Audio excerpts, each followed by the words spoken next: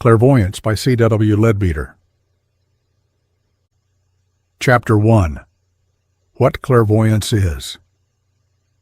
Clairvoyance means literally nothing more than clear seeing, and it is a word which has been sorely misused and even degraded so far as to be employed to describe the trickery of a mountebank in a variety show. Even in its more restricted sense, it covers a wide range of phenomena, differing so greatly in character that it is not easy to give a definition of the word which shall be at once succinct and accurate. It has been called spiritual vision, but no rendering could well be more misleading than that, for in the vast majority of cases there is no faculty connected with it which has the slightest claim to be honored by so lofty a name. For the purpose of this treatise, we may perhaps define it as the power to see what is hidden from ordinary physical sight. It will be as well to premise that it is very frequently, though by no means always, accompanied by what is called clairaudience, or the power to hear what would be inaudible to the ordinary physical ear. And we will for the nonce take our title as covering this faculty also, in order to avoid the clumsiness of perpetually using two long words where one will suffice. Let me make 2 points clear before I begin. First, I am not writing for those who do not believe that there is such a thing as clairvoyance, nor am I seeking to convince those who are in doubt about the matter. In so small a work as this, I have no space for that. Such people must study the many books containing lists of cases or make experiments for themselves along mesmeric lines. I am addressing myself to the better instructed class who know that clairvoyance exists and are sufficiently interested in the subject to be glad of information as to its methods and possibilities. And I would assure them that what I write is the result of much careful study and experiment, and that though some of the powers which I shall have to describe may seem new and wonderful to them, I mention no single one of which I have not myself seen examples. Secondly, though I shall endeavor to avoid technicalities as far as possible, yet as I am writing in the main for students of theosophy, I shall feel myself at liberty sometimes to use, for brevity's sake, and without detailed explanation, the ordinary theosophical terms with which I may safely assume them to be familiar. Should this document fall into the hands of any to whom the occasional use of such terms constitutes a difficulty, I can only apologize to them and refer them for these preliminary explanations to any elementary theosophical work, such as Mrs. Besant's Ancient Wisdom, or Man and His Bodies. The truth is that the whole theosophical system hangs together so closely, and its various parts are so interdependent, that to give a full explanation of every term used would necessitate an exhaustive treatise on theosophy as a preface even to this short account of clairvoyance. Before a detailed explanation of clairvoyance can usefully be attempted, however, it will be necessary for us to devote a little time to some preliminary considerations, in order that we may have clearly in mind a few broad facts as to the different planes on which clairvoyant vision may be exercised, and the conditions which renders its exercise possible. We are constantly assured in theosophical literature that all these higher faculties are presently to be the heritage of mankind in general, that the capacity of clairvoyance, for example, lies latent in everyone, and those in whom it already manifests itself are simply in that one particular a little in advance of the rest of us. Now this statement is a true one, and yet it seems quite vague and unreal to the majority of people simply because they regard such a faculty as something absolutely different from anything they have yet experienced, and feel fairly confident that they themselves, at any rate, are not within measurable distance of its development.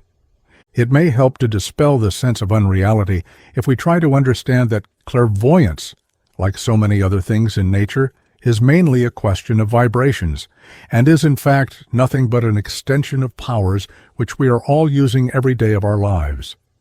We are living all the while surrounded by a vast sea of mingled air and ether, the latter interpenetrating the former, as it does all physical matter. And it is chiefly by means of vibrations in that vast sea of matter that impressions reach us from the outside. This much we all know, but it may perhaps never have occurred to many of us that the number of these vibrations to which we are capable of responding is in reality quite infinitesimal. Up among the exceedingly rapid vibrations which affect the ether, there is a certain small section, a very small section, to which the retina of the human eye is capable of responding, and these particular vibrations produce in us the sensation which we call light. That is to say, we are capable of seeing only those objects from which light of that particular kind can either issue or be reflected. In exactly the same way, the tympanum of the human ear is capable of responding to a certain very small range of comparatively slow vibrations, slow enough to affect the air which surrounds us, and so the only sounds which we can hear are those made by objects which are able to vibrate at some rate within that particular range. In both cases, it is a matter perfectly well known to science that there are large numbers of vibrations both above and below these two sections, and that consequently there is much light that we cannot see, and there are many sounds to which our ears are deaf. In these cases of light, the action of these higher and lower vibrations is easily perceptible in the effects produced by the actinic rays at one end of the spectrum and the heat rays at the other. As a matter of fact, there exist vibrations of every conceivable degree of rapidity, filling the whole vast space intervening between the slow sound waves and the swift light waves. Nor is even that all, for there are undoubtedly vibrations slower than those of sound, and a whole infinity of them which are swifter than those known to us as light. So we begin to understand that the vibrations by which we see and hear are only like two tiny groups of a few strings selected from an enormous harp of practically infinite extent. And when we think how much we have been able to learn and infer from the use of those minute fragments, we see vaguely what possibilities might lie before us if we were enabled to utilize the vast and wonderful whole. Another fact which needs to be considered in this connection is that different human beings vary considerably, though within relatively narrow limits, in their capacity of response even to the very few vibrations which are within reach of our physical senses. I am not referring to the keenness of sight or of hearing that enables one man to see a fainter object or hear a slighter sound than another. It is not in the least a question of strength of vision, but of extent of susceptibility. For example, if anyone will take a good bisulfide of carbon prism and by its means throw a clear spectrum on a sheet of white paper, and then get a number of people to mark upon the paper the extreme limits of the spectrum as it appears to them, he is fairly certain to find that their powers of vision differ appreciably. Some will see the violet extending much farther than the majority do. Others will perhaps see rather less violet than most, while gaining a corresponding extension of vision at the red end.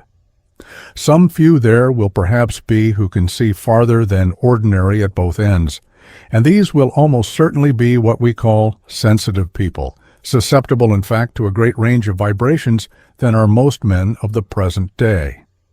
In hearing, the same difference can be tested by taking some sound which is just not too high to be audible, on the very verge of audibility, as it were, and discovering how many among a given number of people were able to hear it.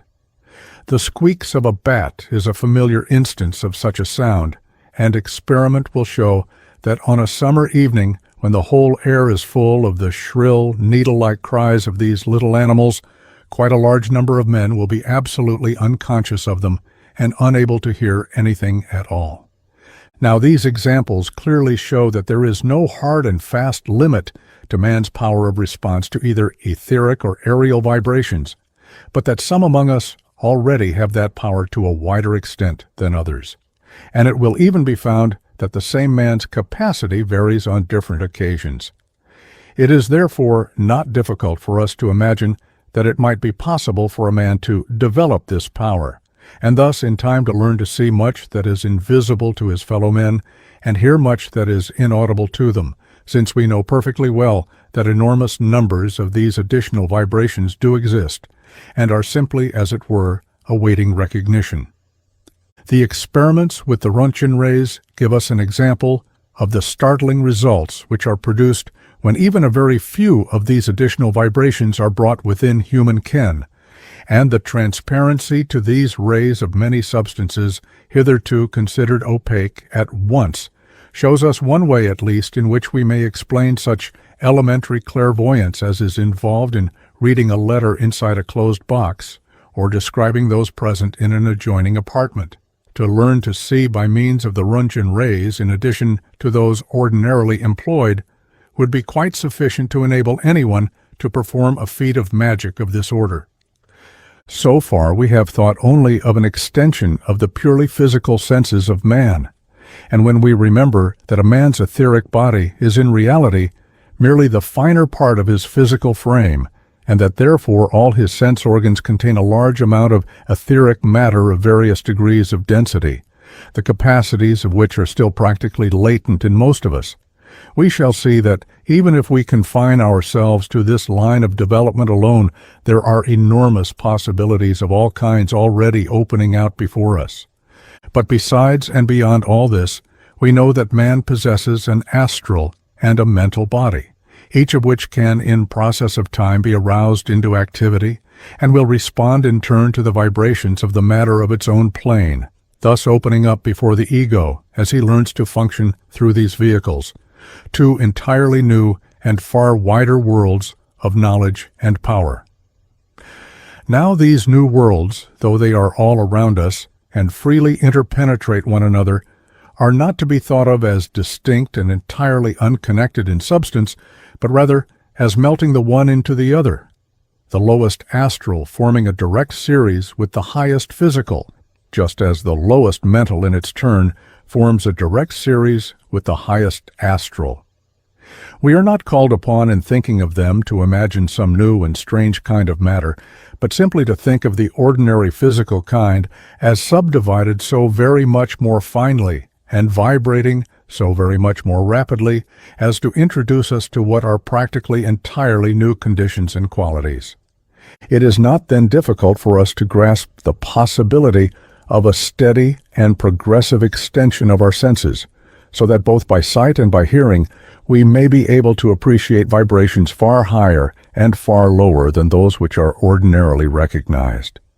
A large section of these additional vibrations will still belong to the physical plane, and will merely enable us to obtain impressions from the etheric part of that plane, which is at present as a closed book to us.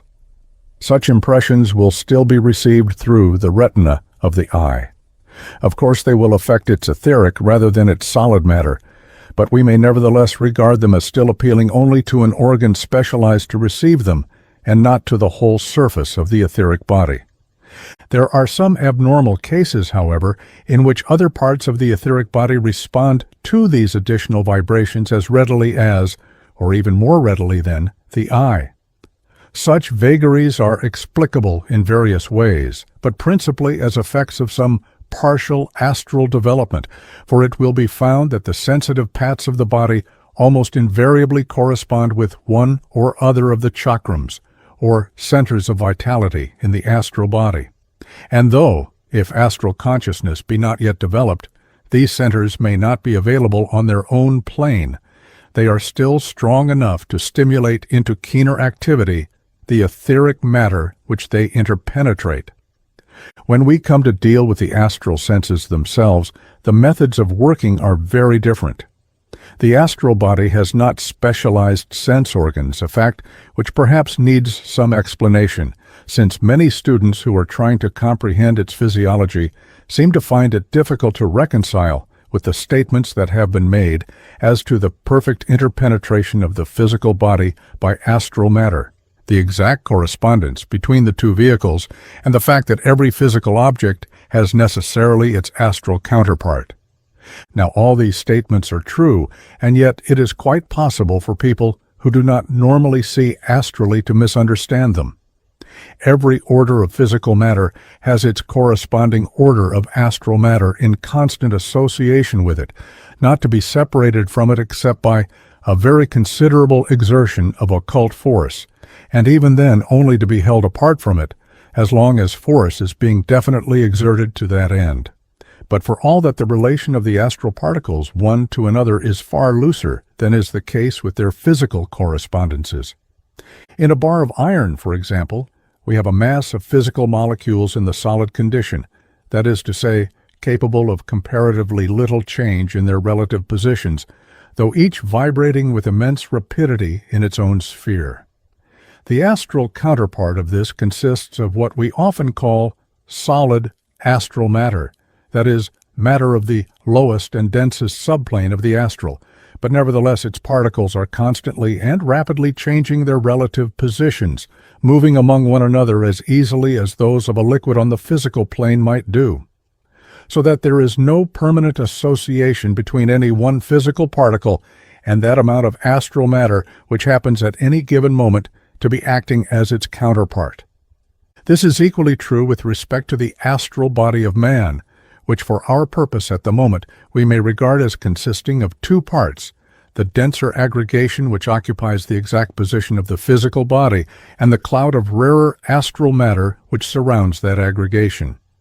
In both these parts, and between them both, there is going on at every moment of time the rapid intercirculation of the particles which has been described, so that as one watches the movement of the molecules in the astral body, one is reminded of the appearance of those in fiercely boiling water.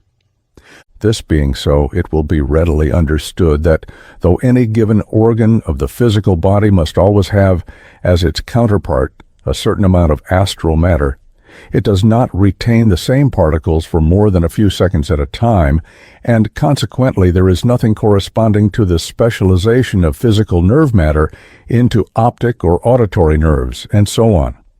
So that though the physical eye or ear has undoubtedly always its counterpart of astral matter, that particular fragment of astral matter is no more and no less capable of responding to the vibrations which produce astral sight or astral hearing than any other part of the vehicle.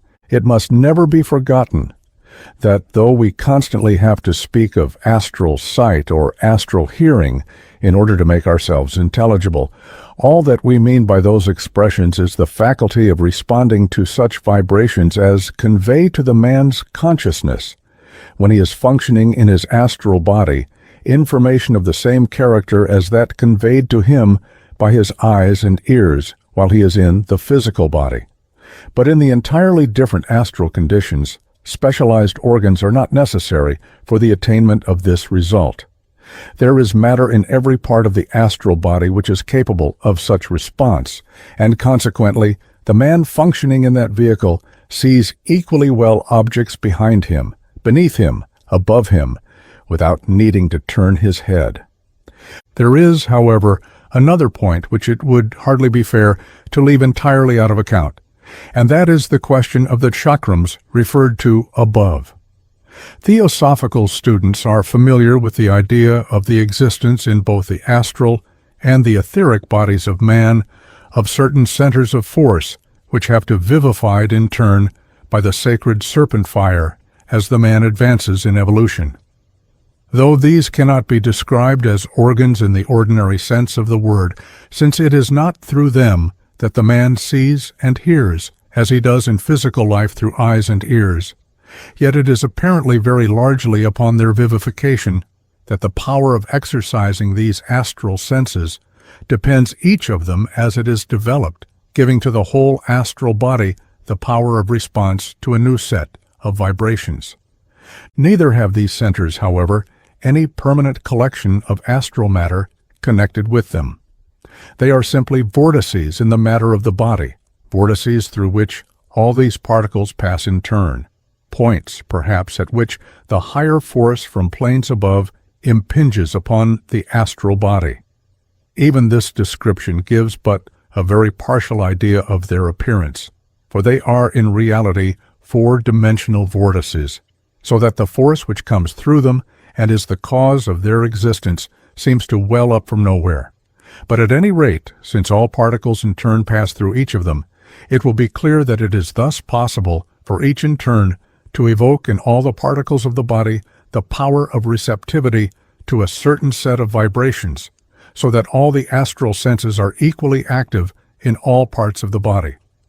The vision of the mental plane is again totally different, for in this case we can no longer speak of separate senses such as sight and hearing, but rather have to postulate one general sense which responds so fully to the vibrations reaching it that when any object comes within its cognition, it at once comprehends it fully, and as it were, sees it, hears it, feels it, and knows all there is to know about it by the one instantaneous operation. Yet even this wonderful faculty differs in degree only, and not in kind from those which are at our command at the present time. One, the mental plane, just as on the physical impressions are still conveyed by means of vibrations traveling from the object seen to the seer. On the Buddhic plane we meet for the first time with a quite new faculty, having nothing in common with those of which we have spoken, for there a man cognizes any object by an entirely different method, in which external vibrations play no part. The object becomes part of himself, and he studies it from the inside instead of from the outside. But with this power, ordinary clairvoyance has nothing to do. The development, either entire or partial, of any one of these faculties would come under our definition of clairvoyance, the power to see what is hidden from ordinary physical sight. But these faculties may be developed in various ways, and it will be well to say a few words as to these different lines. We may presume that if it were possible for a man to be isolated during his evolution from all but the gentlest outside influences, and to unfold from the beginning in perfectly regular and normal fashion, he would probably develop his senses in regular order also. He would find his physical senses gradually extending their scope until they responded to all the physical vibrations of etheric as well as of denser matter. Then in orderly sequence would come sensibility to the coarser part of the astral plane, and presently the finer part also would be included, until in due course the faculty of the mental plane dawned in its turn. In real life, however, development so regular as this is hardly ever known, and many a man has occasional flashes of astral consciousness without any awakening of etheric vision at all. And this irregularity of development is one of the principal causes of man's extraordinary liability to error in matters of clairvoyance, a liability from which there is no escape except by a long course of careful training under a qualified teacher. Students of theosophical literature are well aware that there are such teachers to be found, that even in this materialistic 19th century, the old saying is still true, that when the pupil is ready, the master is ready also, and that in the hall of learning, when he is capable of entering there, the disciple will always find his master. They are well aware also that only under such guidance can a man develop his latent powers in safety and with certainty, since they know how fatally easy it is for the untrained clairvoyant to deceive himself as to the meaning and value of what he sees, or even absolutely to distort his vision completely in bringing it down into his physical consciousness. It does not follow that even the pupil who is receiving regular instruction in the use of occult powers will find them unfolding themselves exactly in the regular order which was suggested above as probably idea. His previous progress may not have been such as to make this for him the easiest or most desirable road, but at any rate he is in the hands of one who is perfectly competent to be his guide in spiritual development, and he rests in perfect contentment that the way along which he is taken will be that which is the best way for him. Another great advantage which he gains is that whatever faculties he may acquire are definitely under his command, and can be used fully and constantly when he needs them for his theosophical work. Whereas in the case of the untrained man, such powers often manifest themselves only very partially and spasmodically, and appear to come and go, as it were, at their own sweet will. It may reasonably be objected that if clairvoyant faculty is, as stated, a part of the occult development of man, and so a sign of a certain amount of progress along that line, it seems strange that it should often be possessed by primitive peoples, or by the ignorant and uncultured among our own race, persons who are obviously quite undeveloped from whatever point of view one regards them. No doubt this does appear remarkable at first sight, but the fact is that the sensitiveness of the savage or of the coarse and vulgar European ignoramus is not really at all the same thing as the faculty of his properly trained brother, nor is it arrived at in the same way.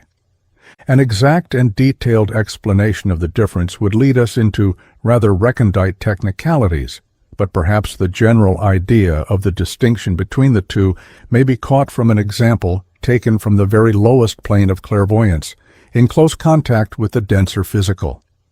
The etheric double in man is in exceedingly close relation to his nervous system, and any kind of action upon one of them speedily reacts on the other. Now, in the sporadic appearance of etheric sight in the savage, whether of Central Africa or of Western Europe, it has been observed that the corresponding nervous disturbance is almost entirely in the sympathetic system, and that the whole affair is practically beyond the man's control, is in fact a sort of massive sensation vaguely belonging to the whole etheric body, rather than an exact and definite sense perception communicated through a specialized organ. As in later races and amid higher development, the strength of the man is more and more thrown into the evolution of the mental faculties. This vague sensitiveness usually disappears. But still later, when the spiritual man begins to unfold, he regains his clairvoyant power. This time, however, the faculty is a precise and exact one, under the control of the man's will, and exercised through a definite sense organ. And it is noteworthy that any nervous action set up in sympathy with it is now almost exclusively in the cerebrospinal system. On this subject, Mrs. Besant writes, "The lower forms of psychism are more frequent in animals and in very unintelligent human beings than in men and women in whom the intellectual powers are well developed. They appear to be connected with the sympathetic system, not with the cerebrospinal. The large nucleated ganglionic cells in this system contain a very large proportion of etheric matter and are hence more easily affected by the coarser astral vibrations than are the cells in which the proportion is less. As the cerebrospinal system develops and the brain becomes more highly evolved, the sympathetic system subsides into a subordinate position, and the sensitiveness to psychic vibrations is dominated by the stronger and more active vibrations of the higher nervous system. It is true that at a later stage of evolution, psychic sensitiveness reappears, but it is then developed in connection with the cerebrospinal centers and is brought under the control of the will. But the hysterical and ill-regulated psychism of which we see so many lamentable examples is due to the small development of the brain and the dominance of the sympathetic system. Occasional flashes of clairvoyance do, however, sometimes come to the highly cultured and spiritual-minded man, even though he may never have heard of the possibility of training such a faculty.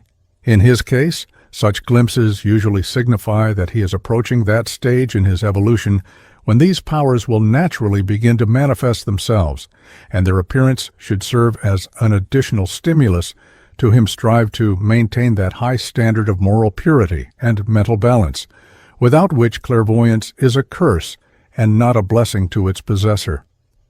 Between those who are entirely unimpressible and those who are in full possession of clairvoyant power, there are many intermediate stages. One to which it will be worthwhile to give a passing glance is the stage in which a man, though he has no clairvoyant faculty in ordinary life, yet exhibits it more or less fully under the influence of mesmerism. This is a case in which the psychic nature is already sensitive, but the consciousness is not yet capable of functioning in it amidst the manifold distractions of physical life.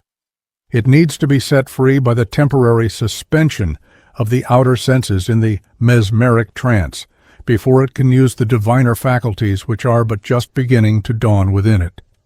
But of course, even in the mesmeric trance, there are innumerable degrees of lucidity, from the ordinary patient who is blankly unintelligent to the man whose power of sight is fully under the control of the operator and can be directed whithersoever he wills, or to the more advanced stage in which, when the consciousness is once set free, it escapes altogether from the grasp of the magnetizer and soars into fields of exalted vision where it is entirely beyond his reach. Another step along the same path is that upon which such perfect suppression of the physical as that which occurs in the hypnotic trance is not necessary, but the power of supernormal sight, though still out of reach during waking life, becomes available when the body is held in the bonds of ordinary sleep. At this stage of development stood many of the prophets and seers of whom we read, who were warned of God in a dram, or communed with beings far higher than themselves in the silent watches of the night. Most cultured people of the higher races of the world have this development to some extent. That is to say, the senses of their astral bodies are in full working order and perfectly capable of receiving impressions from objects and entities of their own plane.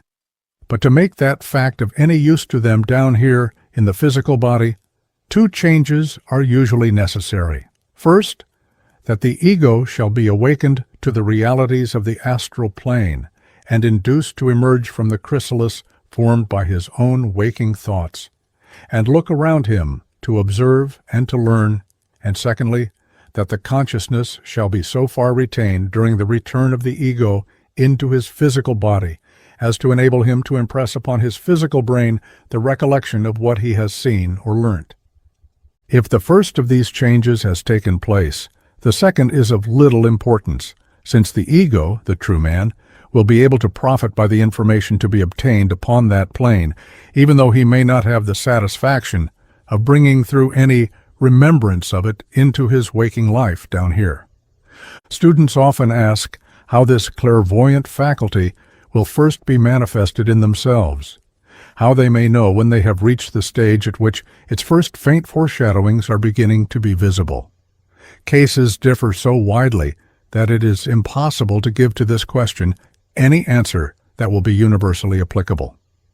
Some people begin by a plunge, as it were, and under some unusual stimulus become able just for once to see some striving vision, and very often in such a case, because the experience does not repeat itself, the seer comes in time to believe that, on that occasion, he must have been the victim of hallucination. Others begin by becoming intermittently conscious of the brilliant colors and vibrations of the human aura. Yet others find themselves with increasing frequency seeing and hearing something to which those around them are blind and deaf.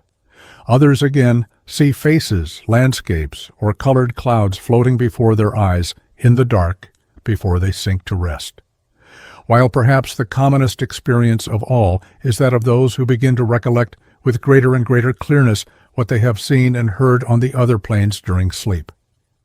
Having now to some extent cleared our ground, we may proceed to consider the various phenomena of clairvoyance.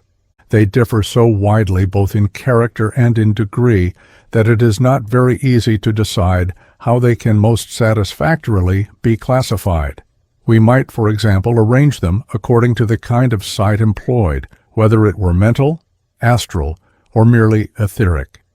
We might divine them according to the capacity of the clairvoyant, taking into consideration whether he was trained or untrained, whether his vision was regular and under his command, or spasmodic and independent of his volition, whether he could exercise it only when under mesmeric influence, or whether that assistance was unnecessary for him, whether he was able to use his faculty when awake in the physical body, or whether it was available only when he was temporarily away from that body in sleep or trance. All these distinctions are of importance, and we shall have to take them all into consideration as we go on.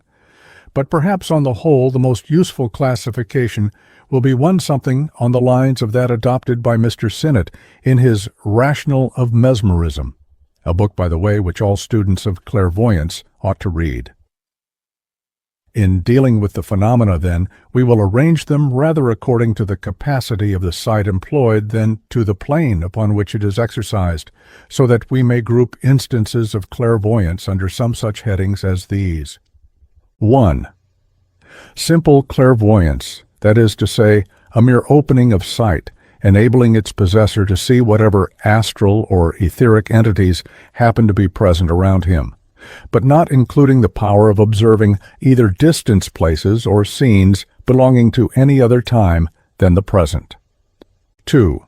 Clairvoyance in space, the capacity to see scenes or events removed from the seer in space and either too far distant for ordinary observation or concealed by intermediate objects. 3. Clairvoyance in time, that is to say, the capacity to see objects or events which are removed from the seer in time, or in other words, the power of looking into the past or the future.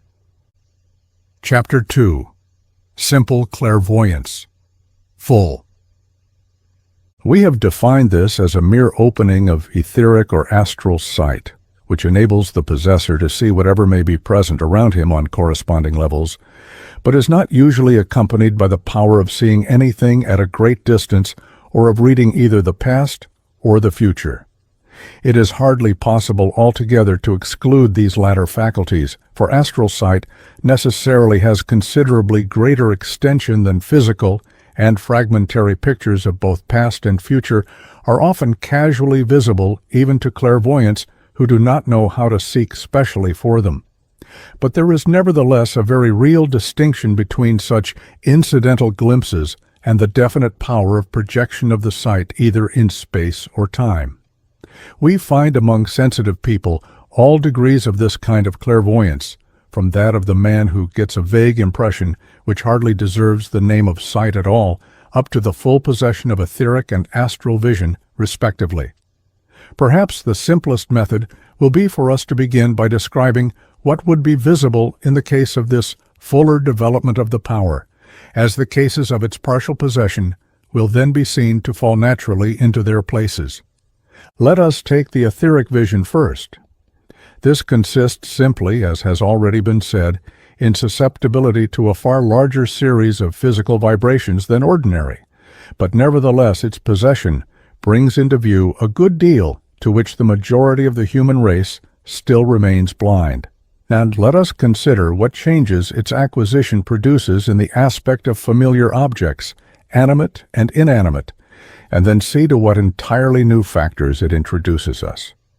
But it must be remembered that what I am about to describe is the result of the full and perfectly controlled possession of the faculty only, and that most of the instances met with in real life will be likely to fall far short of it in one direction or another. The most striking change produced in the appearance of inanimate objects by the acquisition of this faculty is that most of them become almost transparent, owing to the difference in wavelength of some of the vibrations to which the man has now become susceptible. He finds himself capable of performing with the utmost ease the proverbial feat of seeing through a brick wall, for to his newly acquired vision the brick wall seems to have a consistency no greater than that of a light mist. He therefore sees what is going on in an adjoining room almost as though no intervening wall existed. He can describe with accuracy the contents of a locked box, or read a sealed letter. With a little practice, he can find a given passage in a closed book. This last feat, though perfectly easy to astral vision, presents considerable difficulty to one using etheric sight, because of the fact that each page has to be looked at through all those which happen to be superimposed upon it.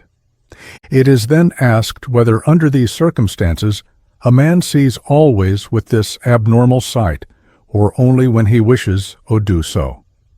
The answer is that if the faculty is perfectly developed, it will be entirely under his control, and he can use that or his more ordinary vision at will. He changes from one to the other as readily and naturally as we now change the focus of our eyes when we look up from our book to follow the motions of some object a mile away. It is, as it were, a focusing of consciousness on the one or the other aspect of what is seen. And though the man would have quite clearly in his view the aspect upon which his attention was, for the moment, fixed, he would always be vaguely conscious of the other aspect too.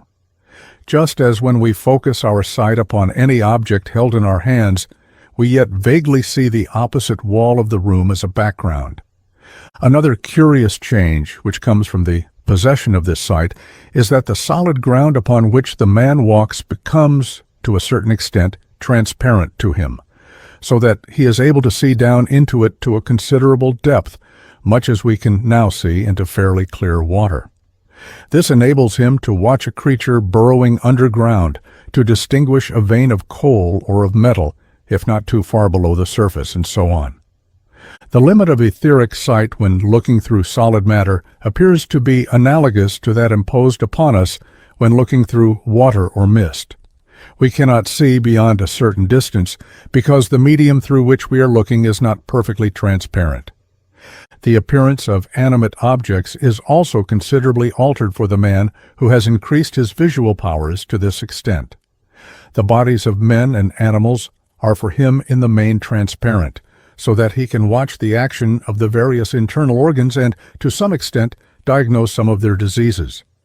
The extend sight also enables him to perceive, more or less clearly, various classes of creatures, elemental and otherwise, whose bodies are not capable of reflecting any of the rays within the limit of the spectrum as ordinarily seen. Among the entities so seen will be some of the lower orders of nature spirits, those whose bodies are composed of the denser etheric matter. To this class belong nearly all the fairies, gnomes, and brownies, about whom there are still so many stories remaining among Scotch and Irish mountains and in remote country places all over the world. The vast kingdom of nature spirits is in the main an astral kingdom, but still there is a large section of it which appertains to the etheric part of the physical plane, and this section, of course, is much more likely to come within the ken of ordinary people than the others. Indeed, in reading the common fairy stories, one frequently comes across distinct indications that it is with this class that we are dealing. Any student of fairy love will remember how often mention is made of some mysterious ointment or drug, which when applied to a man's eyes enables him to see the members of the fairy commonwealth whenever he happens to meet them. The story of such an application and its results occurs so constantly and comes from so many different parts of the world that there must certainly be some truth behind it, as there always is behind really universal popular tradition. Now, no such anointing of the eyes alone could by any possibility open a man's astral vision, though certain ointment rubbed over the whole body will very greatly assist the astral body to leave the physical in full consciousness, a fact the knowledge of which seems to have survived even to medieval times, as will be seen from the evidence given at some of the trials for witchcraft. But the application to the physical eye might very easily so stimulate its sensitiveness as to make it susceptible to some of the etheric vibrations. The story frequently goes on to relate how when the human being who has used this mystical ointment betrays his extended vision in some way to a fairy, the latter strikes or stabs him in the eye, thus depriving him not only of the etheric sight, but of that of the denser physical plane as well. If the sight acquired had been astral, such a proceeding would have been entirely unavailing, for no injury to the physical apparatus would affect an astral faculty. But if the vision produced by the ointment were etheric, the destruction of the physical eye would in most cases at once distinguish it, since that is the mechanism by means of which it works. Anyone possessing this sight of which we are speaking would also be able to perceive the etheric double of man. But since this is so nearly identical in size with the physical, it would hardly be likely to attract his attention unless it were partially protected in trance or under the influence of anesthetics. After death, when it withdraws entirely from the dense body, it would be clearly visible to him, and he would frequently see it hovering over newly made graves as he passed through a churchyard or cemetery. If he were to attend a spiritualistic séance, he would see the etheric matter oozing out from the side of the medium and could observe the various ways in which the communicating entities make use of it. Another fact which could hardly fail soon to thrust itself upon his notice would be the extension of his perception of color. He would find himself able to see several entirely new colors, not in the least resembling any of those included in the spectrum as we at present know it, and therefore, of course, quite indescribable in any terms at our command. And not only would he see new objects that were wholly of these new colors, but he would also discover that modifications had been introduced into the color of many objects with which he was quite familiar, according to whether they had or had not some tinge of these new hues intermingled with the old, so that two surfaces of color which to ordinary eyes appeared to match perfectly would often present distinctly different shades to his keener sight. We have now touched upon some of the principal changes which would be introduced into a man's world when he gained etheric sight, and it must always be remembered that in most cases a corresponding change would at the same time be brought about in his other senses also, so that he would be capable of hearing and perhaps even of feeling more than most of those around him. Now supposing that in addition to this he obtained the sight of the astral plane, what further changes would be observable? Well, the changes would be many and great. In fact, a whole new world would open before his eyes. Let us consider its wonders briefly in the same order as before, and see first what difference there would be in the appearance of inanimate objects. On this point I may begin by quoting a recent quaint answer given in the Vahan. There is a distinct difference between etheric sight and astral sight, and it is the latter which seems to correspond to the fourth dimension. The easiest way to understand a difference is to take an example. If you looked at a man with both the sights in turn, you would see the buttons at the back of his coat in both cases. Only if you used etheric sight, you would see them through him, and would see the shank side as nearest to you. But if you looked astrally, you would see it not only like that, but just as if you were standing behind the man as well. Or if you were looking etherically at a wooden cube with writing on all its sides, it would be as though the cube were glass, so that you could see through it, and you would see the writing on the opposite side all backwards, while that on the right and left sides would not be clear to you at all unless you moved, because you see it edgewise. But if you looked at it astrally, you would see all the sides at once and all the right way up, as though the whole cube had been flattened out before you, and you would see every particle of the inside as well, not through the others, but all flattened out. You would be looking at it from another direction, at right angles to all the directions that we know. If you look at the back of a watch etherically, you see all the wheels through it, and the face through them, but backwards. If you look at it astrally, you see the face right way up and all the wheels lying separately, but nothing on the top of anything else. Here we have at once the keynote, the principal factor of the change. The man is looking at everything from an absolutely new point of view, entirely outside of anything that he has ever imagined before. He has no longer the slightest difficulty in reading any page in a closed book, because he is not now looking at it through all the other pages before it or behind it, but is looking straight down upon it as though it were the only page to be seen. The depth at which a vein of metal or of coal may lie is no longer a barrier to his sight of it, because he is not now looking through the intervening depth of earth at all. The thickness of a wall, or the number of walls intervening between the observer and the object, would make a great deal of difference to the clearness of the etheric sight. They would make no difference whatever to the astral sight, because on the astral plane they would not intervene between the observer and the object. Of course, that sounds paradoxical and impossible, and it is quite inexplicable to a mind not specially trained to grasp the idea. Yet it is nonetheless absolutely true. This carries us straight into the middle of the much vexed question of the fourth dimension, a question of the deepest interest, though one that we cannot pretend to discuss in the space at our disposal. Those who wish to study it as it deserves are recommended to begin with Mr. C.H. Hinton's Scientific Romances, or Dr. Schofield's Another World, and then follow on with the former author's larger work, A New Era of Thought. Mr. Hinton not only claims to be able himself to grasp mentally some of the simpler fourth-dimensional figures, but also states that anyone who will take the trouble to follow out his directions may with perseverance acquire that mental grasp likewise. I am not certain that the power to do this is within the reach of everyone, as he thinks, for it appears to me to require considerable mathematical ability, but I can at any rate bear witness that the tesseract or fourth-dimensional cube which he describes is a reality, for it is quite a familiar figure upon the astral plane. He has now perfected a new method of representing the several dimensions by colors instead of by arbitrary written symbols. He states that his will very much simplify the study, as the reader will be able to distinguish instantly by sight any part or feature of the tesseract.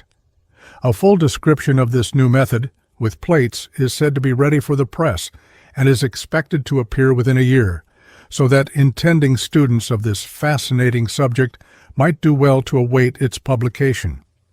I know that Madame Blavatsky, in alluding to the theory of the fourth dimension, has expressed an opinion that it is only a clumsy way of stating the idea of the entire permeability of matter, and that Mr. W. T. Stead has followed along the same lines, presenting the conception to his readers under the name of Thoth. Careful, oft-repeated, and detailed investigation does, however, seem to show quite conclusively that this explanation does not cover all the facts.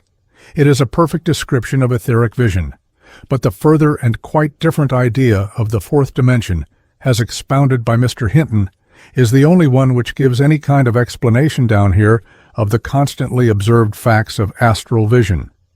I would therefore venture deferentially to suggest that when Madame Blavatsky wrote as she did, she had in mind etheric vision and not astral, and that the extreme applicability of the phrase to this other and higher faculty, of which she was not at the moment thinking, did not occur to her. The possession of this extraordinary and scarcely expressible power, then, must always be borne in mind through all that follows. It lays every point in the interior of every solid body absolutely open to the gaze of the seer, just as every point in the interior of a circle lies open to the gaze of a man looking down upon it. But even this is by no means all that it gives to its possessor. He sees not only the inside, as well as the outside of every object, but also its astral counterpart. Every atom and molecule of physical matter has its corresponding astral atoms and molecules, and the mass which is built up out of these is clearly visible to our clairvoyant. Usually the astral part of any object projects somewhat beyond the physical part of it, and thus metals, stones, and other things are seen surrounded by an astral aura. It will be seen at once that even in the study of inorganic matter, a man gains immensely by the acquisition of this vision.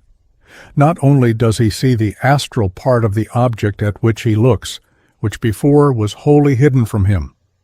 Not only does he see much more of its physical constitution than he did before, but even what was visible to him before is now seen much more clearly and truly.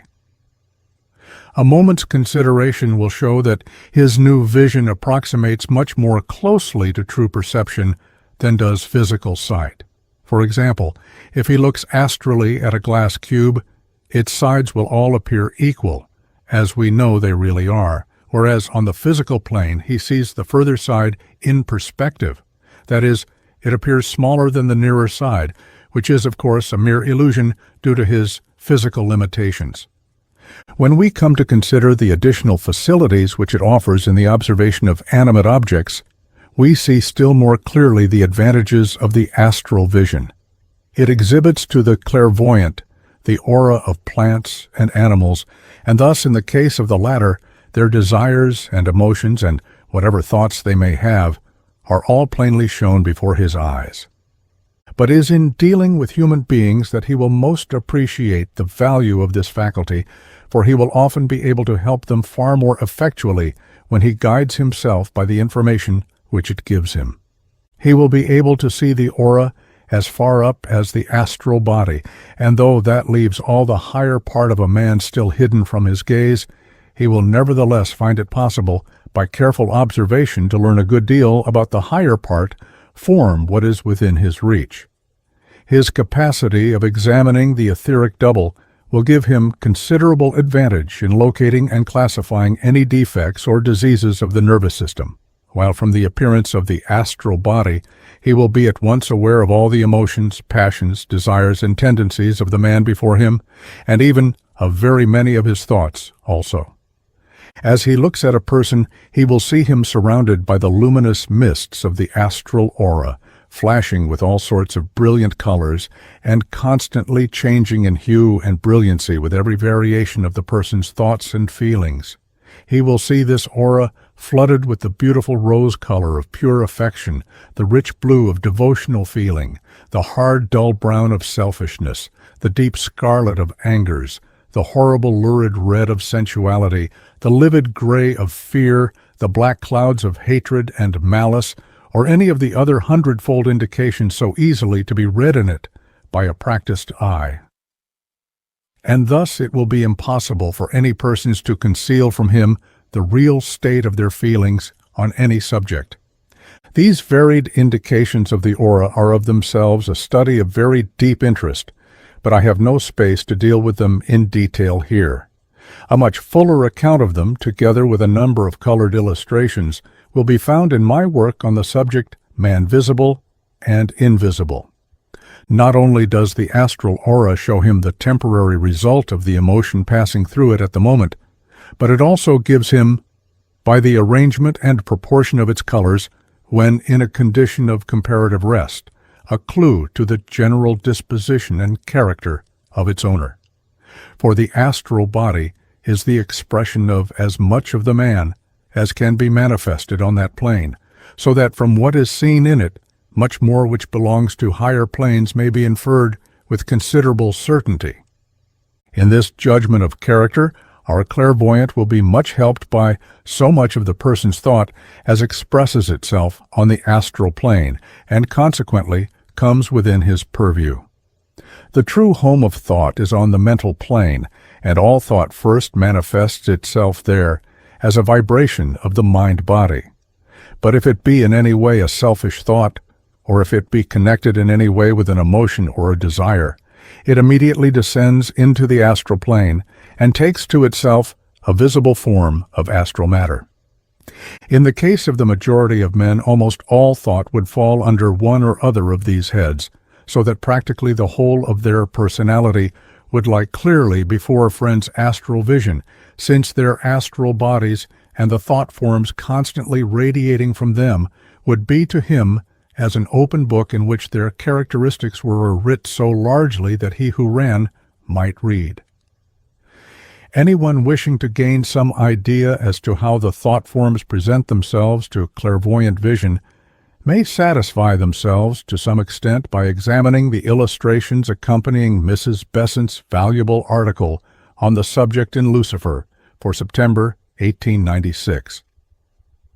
We have seen something of the alteration in the appearance of both animate and inanimate objects when viewed by one possessed of full clairvoyant sight as far as the astral plane is concerned.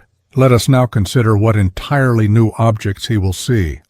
He will be conscious of a far greater fullness in nature in many directions, but chiefly his attention will be attracted by the living denizens of this new world. No detailed account of them can be attempted within the space at our disposal.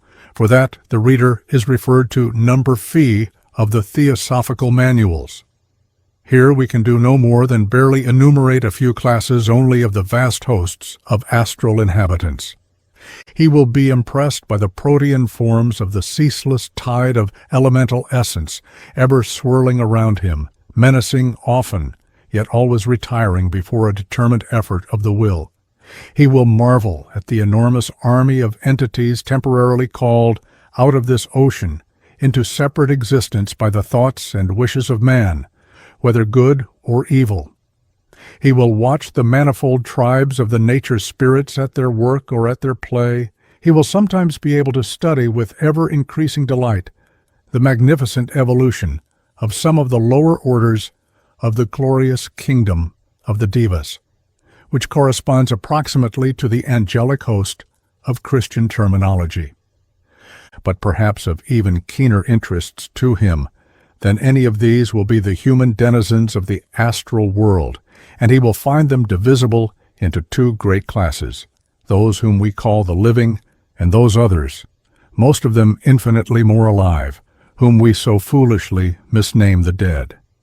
Among the former, he will find here and there one wide awake and fully conscious, perhaps sent to bring him some message, or examining him keenly to see what progress he is making, while the majority of his neighbors, when away from their physical bodies during sleep, will drift idly by so wrapped up in their own cogitations as to be practically unconscious of what is going on around them. Among the great host of the recently dead, he will find all degrees of consciousness and intelligence, and all shades of character, for death, which seems to our limited vision so absolute a change, in reality alters nothing of the man himself. On the day after his death, he is precisely the same man as he was the day before it, with the same disposition, the same qualities, the same virtues and vices, save only that he has cast aside his physical body, but the loss of that no more makes him in any way a different man than would the removal of an overcoat. So among the dead our student will find men intelligent and stupid, kind-hearted and morose, serious and frivolous, spiritually minded and sensually minded, just as among the living. Since he can not only see the dead but speak with them, he can often be of very great use to them, and give them information and guidance which is of the utmost value to them. Many of them are in a condition of great surprise and perplexity, and sometimes even of acute distress, because the facts of the next world so unlike the childish legends which are all that popular religion in the West has to offer with reference to this transcendently important subject. And therefore, a man who understands this new world and can explain matters is distinctly a friend in need. In many other ways, a man who fully possesses this faculty may be of use to the living as well as to the dead. But this side of the subject I have already written in my little book on Invisible Helpers. In addition to astral entities, he will see astral corpses, shades and shells in all stages of decay. But these need only be just mentioned here, as the reader desiring a further account of them will find it in our third, Death, and after and fifth, the Astral Plane, manuals. Another wonderful result which the full enjoyment of astral clairvoyance brings to a man is that he has no longer any break in consciousness. When he lies down at night, he leaves his physical body to the rest which it requires, while he goes about his business in the far more comfortable astral vehicle. In the morning, he returns to and re-enters his physical body, but without any loss of consciousness or memory between the two states, and thus he is able to live, as it were, a double life, which yet is one, and to be usefully employed during the whole of it, instead of losing one-third of his existence in blank unconsciousness. Another strange power of which he may find himself in possession, though its full control belongs rather to the still higher dipycanic faculty, is that of magnifying at will the minutest physical or astral particle to any desired size, as though by a microscope. Thou no microscope ever made or ever likely to be made possesses eve 1,000th part of this psychic magnifying power. By its means, the hypothetical molecule and atom postulated by science becomes visible and living realities to the occult student, and on this closer examination he finds them to be much more complex in their structure than the scientific man has yet realized them to be. It also enables him to follow with the closest attention and the most lively interest all kinds of electrical, magnetic, and other etheric action. And when some of the specialists in these branches of science are able to develop the power to see those things whereof they write so facilely, some very wonderful and beautiful revelations may be expected. This is one of the siddhis, or powers described in Oriental books as accruing to the man who devotes himself to spiritual development, though the name under which it is there mentioned might not be immediately recognizable. It is referred to as the power of making oneself large or small at will, and the reason of a description which appears so oddly to reverse the fact is that, in reality, the method by which this feat is performed is precisely that indicate in these ancient books. It is by the use of temporary visual machinery of inconceivable minuteness that the world of the infinitely little is so clearly seen, And in the same way, or rather in the opposite way, it is by temporarily enormously increasing the size of the machinery used that it becomes possible to increase the breadth of one's view, in the physical sense as well as, let us hope, in the moral, far beyond anything that science has ever dreamt of as possible for man. So that the alteration in size is really in the vehicle of the student's consciousness, and not in anything outside of himself. And the old Oriental book has, after all, put the case more accurately than we. Psychometry and second sight in excelsis would also be among the faculties which our friend would find at his command, but those will be more fitly dealt with under a later heading, since in almost all their manifestations they involve clairvoyance either in space or in time. I have now indicated, though only in the roughest outlines, what a trained student possessed of full astral vision would see in the immensely wider world to which that vision introduced him. But I have said nothing of the stupendous change in his mental attitude which comes from the experiential certainty as to the existence of the soul, its survival after death, the action of the law of karma, and other points of equally paramount importance.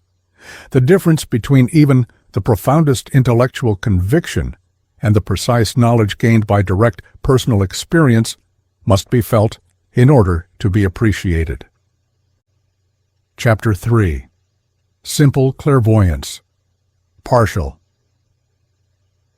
The experiences of the untrained clairvoyant, and be it remembered that that class includes all European clairvoyants except a very few, will, however, usually fall very far short of what I have attempted to indicate. They will fall short in many different ways, in degree, in variety, or in permanence, and above all, in precision. Sometimes, for example, a man's clairvoyance will be permanent, but very partial, extending only perhaps to one or two classes of the phenomena observable. He will find himself endowed with some isolated fragment of higher vision without apparently possessing other powers of sight, which ought normally to accompany that fragment or even to precede it. For example, one of my dearest friends has all his life had the power to see the atomic ether and atomic astral matter, and to recognize their structure alike in darkness or in light, as interpenetrating everything else.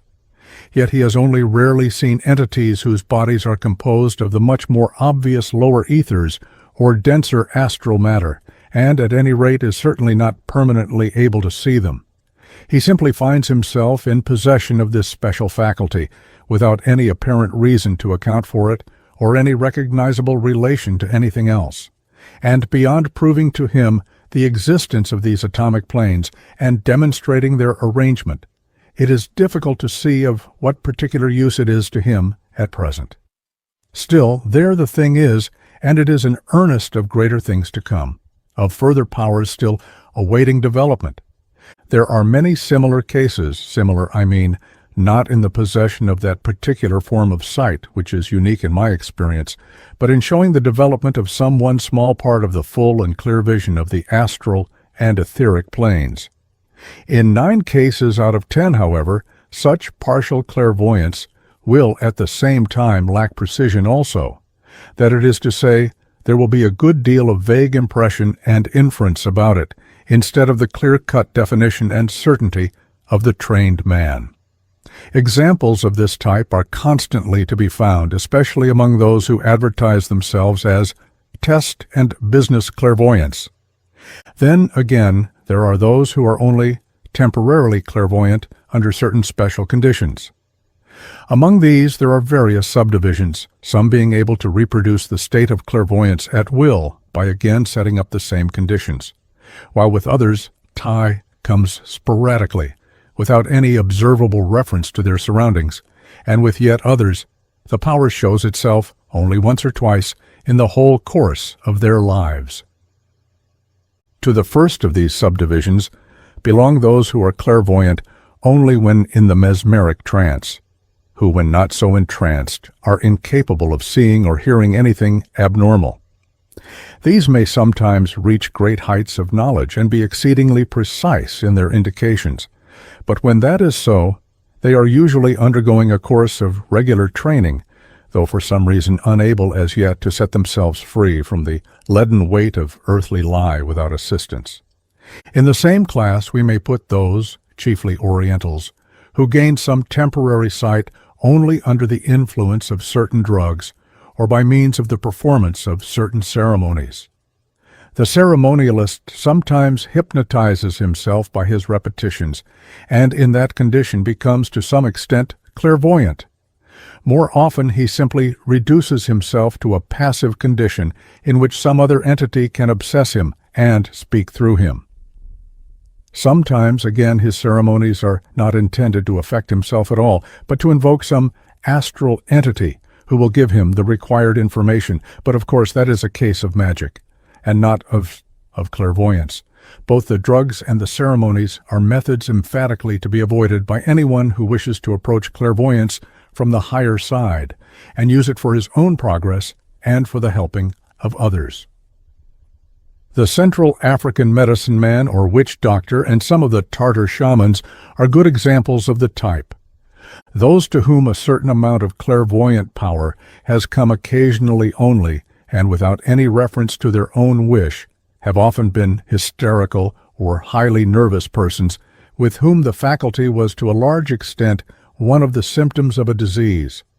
Its appearance showed that the physical vehicle was weakened to such a degree that it no longer presented any obstacle in the way of a certain modicum of etheric or astral vision.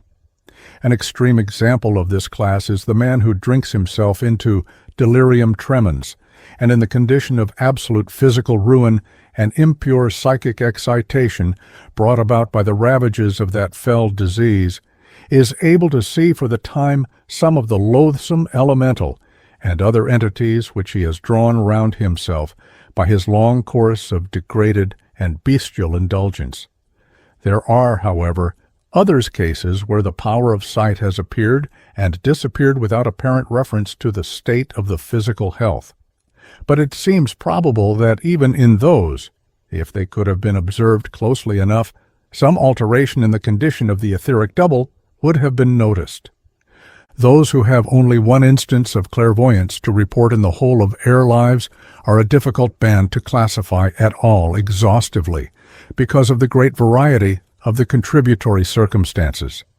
There are many among them to whom the experience has come at some supreme moment of their lives, when it is comprehensible that there might have been a temporary exaltation of faculty which would be sufficient to account for it. In the case of another subdivision of them, the solitary case has been the seeing of an apparition most commonly of some friend or relative at the point of death. Two possibilities are then offered for our choice, and in each of them the strong wish of the dying man is the impelling force. That force may have enabled him to materialize himself for a moment, in which case, of course, no clairvoyance was needed, or, more probably, it may have acted mesmerically upon the percipient and momentarily dulled his physical and stimulated his higher sensitiveness. In either case, the vision is the product of the emergency and is not repeated simply because the necessary conditions are not repeated. There remains, however, an irresolvable residuum of cases in which a solitary instance occurs of the exercise of undoubted clairvoyance, while yet the occasion seems to us wholly trivial and unimportant. About these we can only frame hypotheses. The governing conditions are evidently not on the physical plane, and a separate investigation of each case would be necessary before we could speak with any certainty as to its causes. In some such, it has appeared that an astral entity was endeavoring to make some communication, and was able to impress only some unimportant detail on its subject, the useful or significant part of what it had to say failing to get through into the subject's consciousness. In the investigation of the phenomena of clairvoyance, all these varied types and many others will be encountered, and a certain number of cases of mere hallucination will be almost sure to appear also, and will have to be carefully weeded out from the list of examples. The student of such a subject needs an inexhaustible fund of patience and steady perseverance, but if he goes on long enough, he will begin dimly to discern order behind the chaos and will gradually get some idea of the great laws under which the whole evolution working. It will help him greatly in his efforts if he will adopt the order which we have just followed. That is if he will first take the trouble to familiarize himself as thoroughly as may be with the actual facts concerning the planes with which ordinary clairvoyance deals. If he will learn what there really is to be seen with astral and etheric sight, and what their respective limitations are, he will then have, as it were, a standard by which to measure the cases which he observes.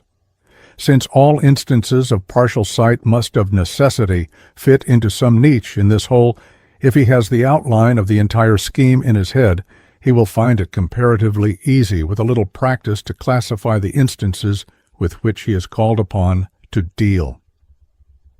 We have said nothing as yet as to the still more wonderful possibilities of clairvoyance upon the mental plane, nor indeed is it necessary that much should be said, as it is exceedingly improbable that the investigator will ever meet with any examples of it, except among pupils properly trained on some of the very highest schools of occultism.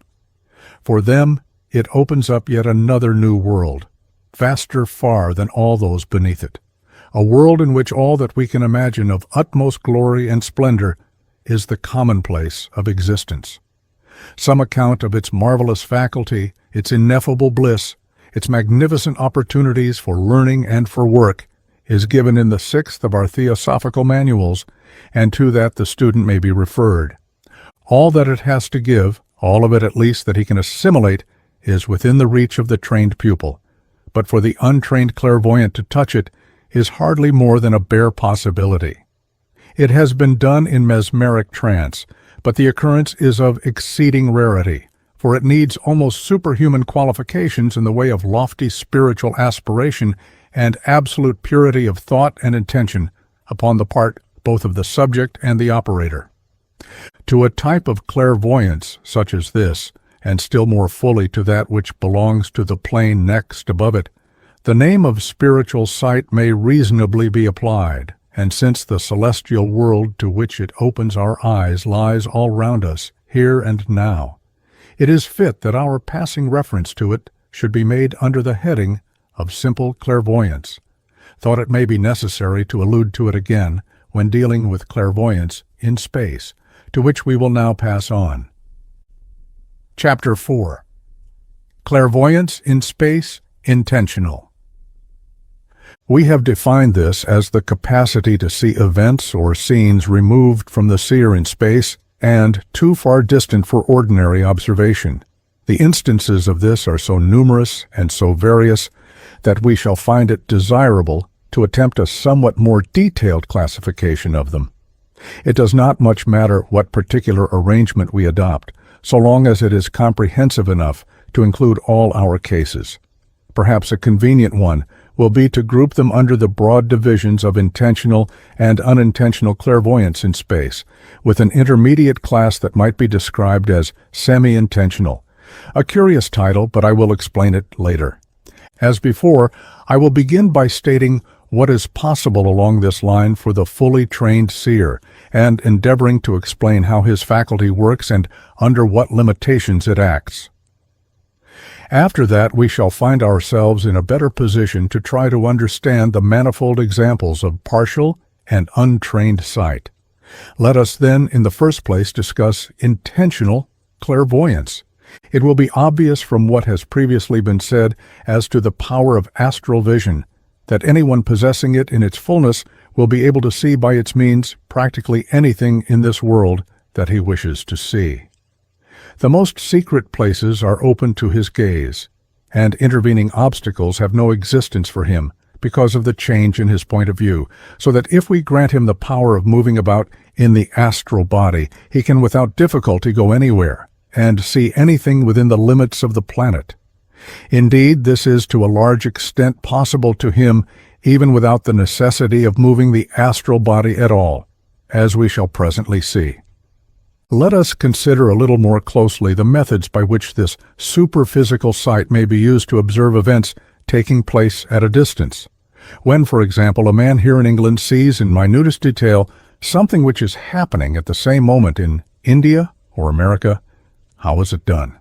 A very ingenious hypothesis has been offered to account for the phenomenon.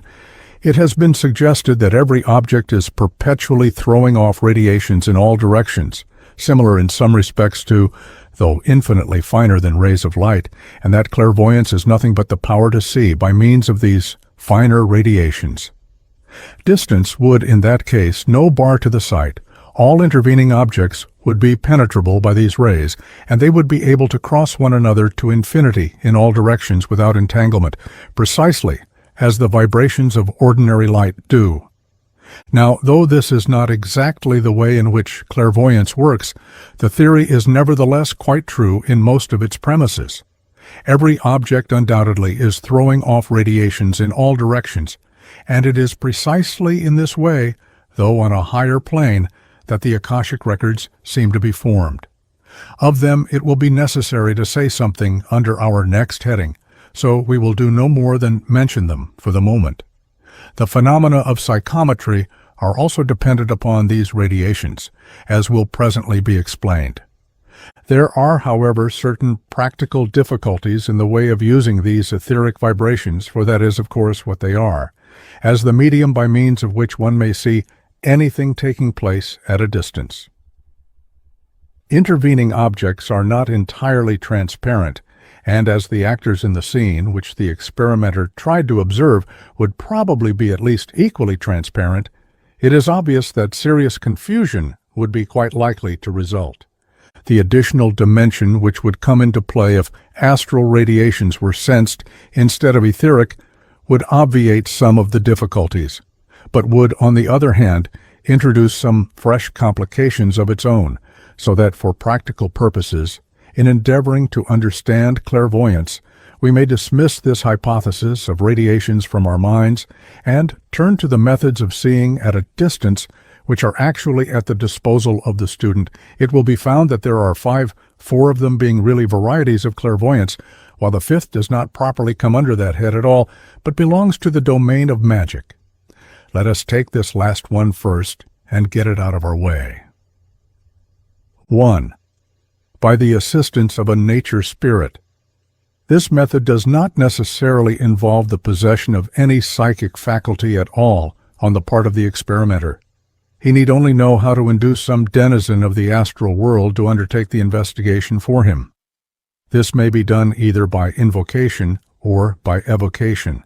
That is to say, the operator may either persuade his astral coadjutor by prayers and offerings to give him the help he desires, or he may compel his aid by the determined exercise of a highly developed will. This method has been largely practiced in the East, where the entity employed is usually a nature spirit, and in old Atlantis, where the lords of the dark face used a highly specialized and peculiarly venomous variety of artificial elemental for this purpose. Information is sometimes obtained in the same sort of way at the spiritualistic seance of modern days, but in that case the messenger employed is more likely to be a recently deceased human being functioning more or less freely on the astral plane, though even here also it is sometimes an obliging nature spirit who is amusing himself by posing as somebody's departed relative. In any case, as I have said, this method is not clairvoyant at all, but magical, and it is mentioned here only in order that the reader may not become confused in the endeavor to classify cases of its use under some of the following headings. 2. By means of an astral current. This is a phrase frequently and rather loosely employed in some of our theosophical literature to cover a considerable variety of phenomena, and among others that which I wish to explain. What is really done by the student who adopts this method is not so much the setting in motion of a current in astral matter as the erection of a kind of temporary telephone through it. It is impossible here to give an exhaustive disquisition on astral physics, even had I the requisite knowledge to write it. All I need say is that it is possible to make in astral matter a definite connecting line that shall act as a telegraph wire to convey vibrations, by means of which all that is going on at the other end of it may be seen. Such a line is established, be it understood, not by a direct projection through space of astral matter, but by such action upon a line, or rather many lines of particles of that matter, as will render them capable of forming a conductor for vibrations of the character required. This preliminary action can be set up in two ways, either by the transmission of energy from particle to particle until the line is formed, or by the use of a force from a higher plane which is capable of acting upon the whole line simultaneously. Of course, this latter method implies far greater development, since it involves the knowledge of, and the power to use, forces of a considerably higher level, so that the man who could make his line in this way would not, for his own use, need a line at all, since he could see far more easily and completely by means of an altogether higher faculty. Even the simpler and purely astral operation is a difficult one to describe, though quite an easy one to perform. It may be said to partake somewhat of the nature of the magnetization of a bar of steel, for it consists in what we might call the polarization, by an effort of the human will, of a number of parallel lines of astral atoms reaching from the operator to the scene which he wishes to observe. All the atoms thus affected are held for the time with their axes rigidly parallel to one another, so that they form a kind of temporary tube along which the clairvoyant may look. This method has the disadvantage that the telegraph line is liable to disarrangement or even destruction by any sufficiently strong astral current which happens to cross its path. But if the original effort of will were fairly definite, this would be a contingency of only infrequent occurrence.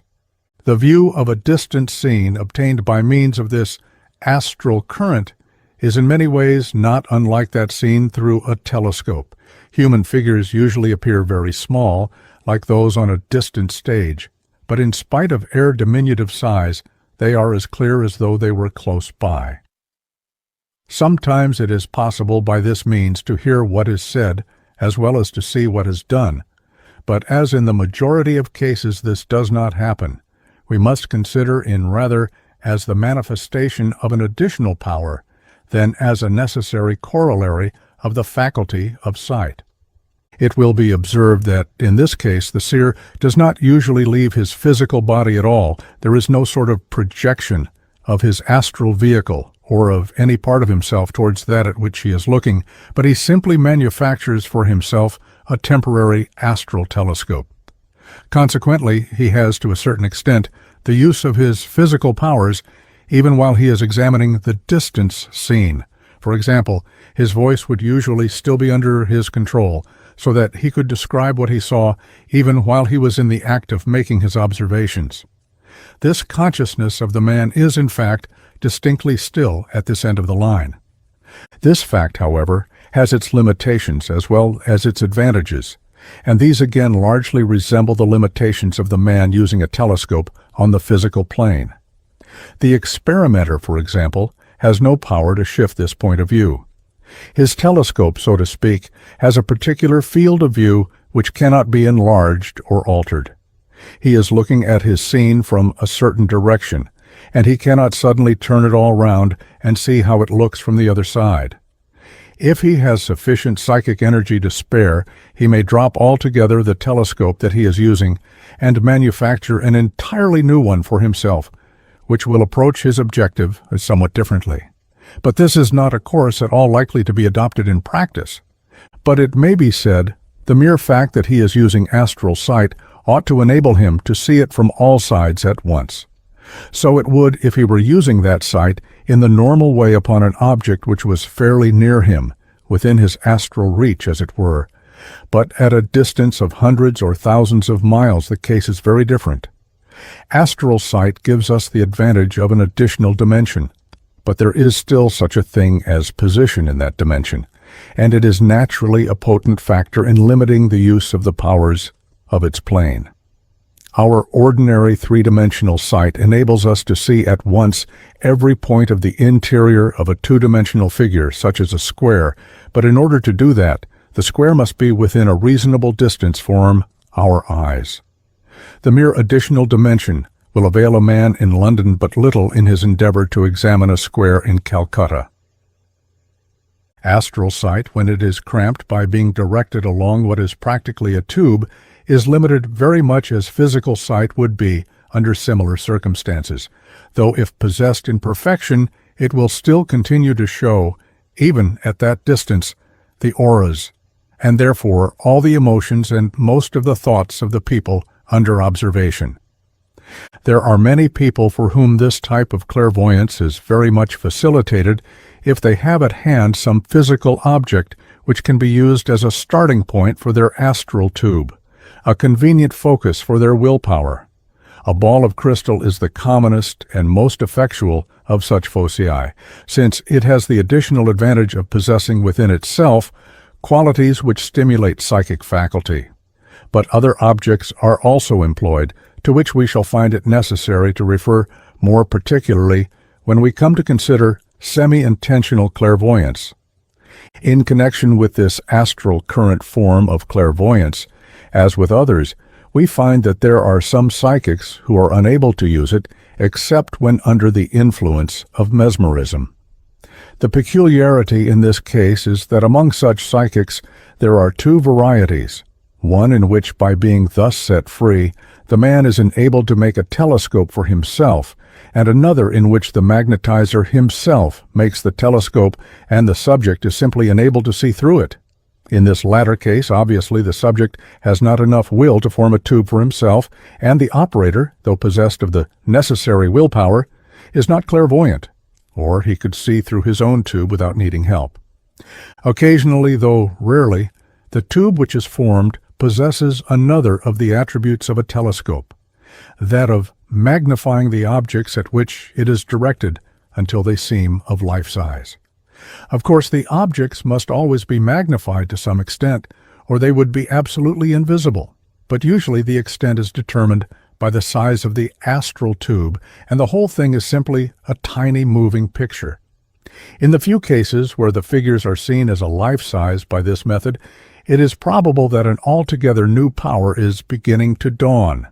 But when this happens, careful observation is needed in order to distinguish them from examples of our next class. 3. By the projection of a thought form. The ability to use this method of clairvoyance implies a development somewhat more advanced than the last, since it necessitates a certain amount of control upon the mental plane. All students of theosophy are aware that thought takes form, at any rate upon its own plane, and in the vast majority of cases upon the astral plane also. But it may not be quite so generally known that if a man thinks strongly of himself as present at any given place, the form assumed by that particular thought will be a likeness of the thinker himself, which will appear at the place in question. Essentially, this form must be composed of the matter of the mental plane, but in very many cases it would draw round itself matter of the astral plane also, and so would approach much nearer to visibility. There are, in fact, many instances in which it has been seen by the person thought of, most probably by means of the unconscious mesmeric influence emanating from the original thinking. None of the consciousness of the thinker would, however, be included within this thought form. When once sent out from him, it would normally be a quite separate entity, not indeed absolutely unconnected with its maker, but practically so as far as the possibility of receiving any impression through it is concerned. This third type of clairvoyance consists, then, in the power to retain so much connection with, and so much hold over, a newly erected thought form, as will render it possible to receive impressions by means of it. Such impressions as were made upon the form would in this case be transmitted to the thinker, not along an astral telegraph line, as before, but by sympathetic vibration. In a perfect case of this kind of clairvoyance, it is almost as though the seer projected a part of his consciousness into the thought form and used it as a kind of outpost from which observation was possible. He sees almost as well as he would if he himself stood in the place of his thought form. The figures at which he is looking will appear to him as of life size and close at hand, instead of tiny and at a distance, as in the previous case, and he will find it possible to shift his point of view if he wishes to do so. Clairaudience is perhaps less frequently associated with this type of clairvoyance than with the last, but its place is to some extent taken by a kind of mental perception of the thoughts and intentions of those who are seen. Since the man's consciousness is still in the physical body, he will be able, even while exercising the faculty, to hear and to speak, insofar as he can do this without any distraction of his attention. The moment that the intentness of his thought fails, the whole vision is gone, and he will have to construct a fresh thought form before he can resume it.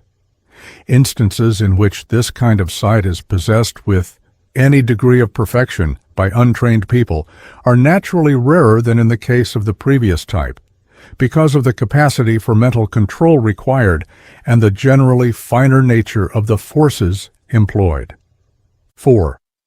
By traveling in the astral body, we enter here upon an entirely new variety of clairvoyance, in which the consciousness of the seer no longer remains in or closely connected with his physical body, but is definitely transferred to the scene which he is examining. Though it has no doubt greater dangers for the untrained seer than either of the methods previously described, it is yet quite the most satisfactory form of clairvoyance open to him, for the immensely superior variety which we shall consider under our fifth head is not available except for specially trained students.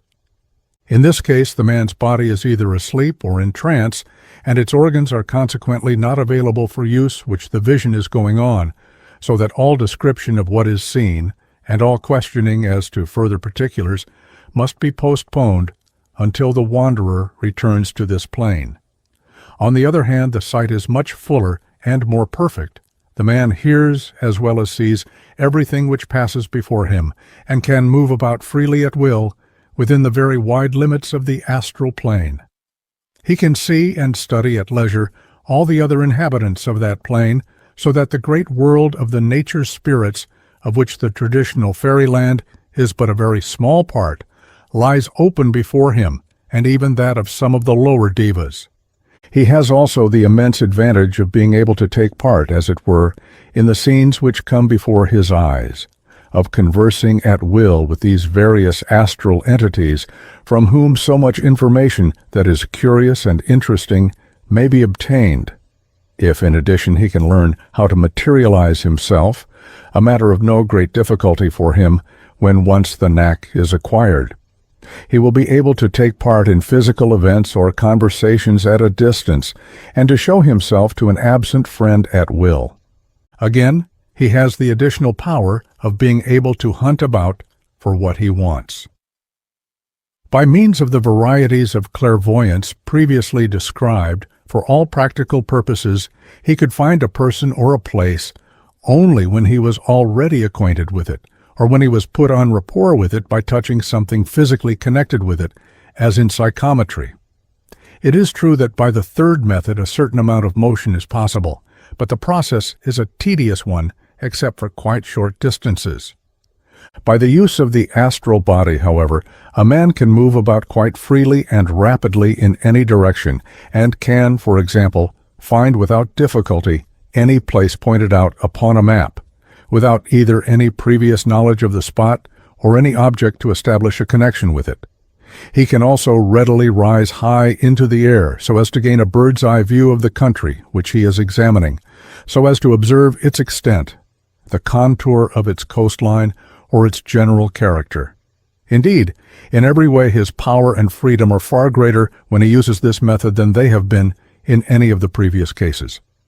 A good example of the full possession of this power is given on the authority of the German writer Jung Stilling by Mrs. Crow in The Night Side of Nature. The story is related of a seer who is stated to have resided in the neighborhood of Philadelphia, in America. His habits were retired, and he spoke little. He was grave, benevolent, and pious, and nothing was known against his character, except that he had the reputation of possessing some secrets that were considered not altogether lawful. Many extraordinary stories were told of him, and amongst the rest the following. The wife of a ship captain whose husband was on a voyage to Europe and Africa, and from whom she had been long without tidings, being overwhelmed with anxiety for his safety, was induced to address herself to this person. Having listened to her story, he begged her to excuse him for a while, when he would bring her the intelligence she required. He then passed into an inner room, and she sat herself down to wait. But his absence continuing longer than she expected, she became impatient, thinking he had forgotten her, and softly approaching the door she peeped through some aperture, and to her surprise beheld him lying on a sofa as motionless as if he were dead. She, of course, did not think it advisable to disturb him, but waited his return, when he told her that her husband had not been able to write to her for such and such reasons, but that he was then in a coffee-house in London and would very shortly be home again. Accordingly he arrived, and as the lady learnt from him that the causes of his unusual silence had been precisely those alleged by the man, she felt extremely desirous of ascertaining the truth of the rest of the information. In this she was gratified, for he no sooner set his eyes on the magician than he said that he had seen him before on a certain day in a coffee-house in London, and that he told him that his wife was extremely uneasy about him, and that he, the captain, had thereon mentioned how he had been prevented from writing, adding that he was on the eve of embarking for America. He had then lost sight of the stranger amongst the throng, and knew nothing more about him. We have, of course, no means now of knowing what evidence young Stilling had of the truth of this story, though he declares himself to have been quite satisfied with the authority on which he relates it. But so many similar things have happened that there is no reason to doubt its accuracy. The seer, however, must either have developed his faculty for himself or learnt it in some school other than that from which most of our theosophical information is derived. For in our case there is a well-understood regulation expressly forbidding the pupils to give any manifestation of such power which can be definitely proved at both ends in that way, and so constitute what is called a phenomenon. That this regulation is emphatically a wise one is proved to all who know anything of the history of our society by the disastrous results which followed from a very slight temporary relaxation of it. I will have given some quite modern cases almost exactly parallel to the above in my little book on Invisible Helpers. An instance of a lady well known to myself, who frequently thus appears to friends at a distance, is given by Mr. Stead in Real Ghost Stories, and Mr. Andrew Lang gives in his Dreams and Ghosts an account of how Mr. Cleave, then at Portsmouth, appeared intentionally on 2 occasions to a young lady in London, and alarmed her considerably. There is any amount of evidence to be had on the subject by anyone who cares to study it seriously. This paying of intentional astral visits seems very often to become possible when the principles are loosened at the approach of death for people who were unable to perform such a feat at any other time. There are even more examples of this class than of the other. I epitomize a good one given by Mr. Andrew Lang on page 100 of the book last cited, one of which he himself says, "Not many stories have such good evidence in their favor." Mary, the wife of John Goff of Rochester, being afflicted with a long illness, removed to her father's house at West Malling, about 9 miles from her own. The day before her death, she grew very impatiently desirous to see her 2 children, who she had left at home to the care of a nurse. She was too ill to be moved, and between 1 and 2 o'clock in the morning she fell into a trance. One widow Turner, who watched with her that night, says that her eyes were open and fixed, and her jaw fallen. Mrs. Turner put her hand upon her mouth, but could perceive no breath. She thought her to be in a fit, and doubted whether she were dead or alive. The next morning the dying woman told her mother that she had been at home with her children, saying, "I was with them last night when I was asleep." The nurse at Rochester, Widow Alexander by name, affirms that a little before 2 o'clock that morning she saw the likeness of the said Mary Goff come out of the next chamber, where the elder child lay in a bed by itself, the door being left open, and stand by her bedside for about a quarter of an hour. The younger child was there lying by her. Her eyes moved and her mouth went, but she said nothing. The nurse, moreover, says that she was perfectly awake. It was then daylight, being one of the longest days in the year. She sat up in bed and looked steadfastly on the apparition. In that time she heard the bridge clock strike 2, and a while after said, "In the name of the Father, Son, and Holy Ghost, what art thou?" Thereupon the apparition removed and went away. She slipped on her clothes and followed, but what became on't she cannot tell. The nurse apparently was more frightened by its appearance than its presence, for after this she was afraid to stay in the house, and so spent the rest of the time until 6 o'clock in walking up and down outside. When the neighbors were awake, she told her tale to them, and they of course said she had dreamt it all. She naturally enough warmly repudiated that idea, but could obtain no credence until the news of the other side of the story arrived from West Malling, when people had to admit that there might have been something in it. A noteworthy circumstance in this story is that the mother found it necessary to pass from ordinary sleep into the profounder trance condition before she could consciously visit her children. It can, however, be paralleled here and there among the large number of similar accounts which may be found in the literature of the subject. Two other stories of precisely the same type, in which a dying mother earnestly desiring to see her children falls into a deep sleep, visits them, and returns to say that she has done so, are given by Dr. F.G. Lee. In one of them, the mother, when dying in Egypt, appears to her children at Torquay, and is clearly seen in broad daylight by all 5 of the children, and also by the nursemaid. In the other, a Quaker lady dying at Cockermouth is clearly seen and recognized in daylight by her 3 children at Settle, the remainder of the story being practically identical with the one given above. Though these cases appear to be less widely known than that of Mary Goff, the evidence of their authenticity seems to be quite as good, as will be seen by the attestations obtained by the reverend author of the works from which they are quoted. The man who fully possesses this 4th type of clairvoyance has many and great advantages at his disposal, even in addition to those already mentioned. Not only can he visit without trouble or expense all the beautiful and famous places of the earth, but if he happens to be a scholar, think what it must mean to him that he has access to all the libraries of the world. What must it be for the scientifically minded man to see taking place before his eyes so many of the processes of the secret chemistry of nature, or for the philosopher to have revealed to him so much more than ever before of the working of the great mysteries of life and death? To him, those who are gone from this plane are dead no longer, but living and within reach for a long time to come.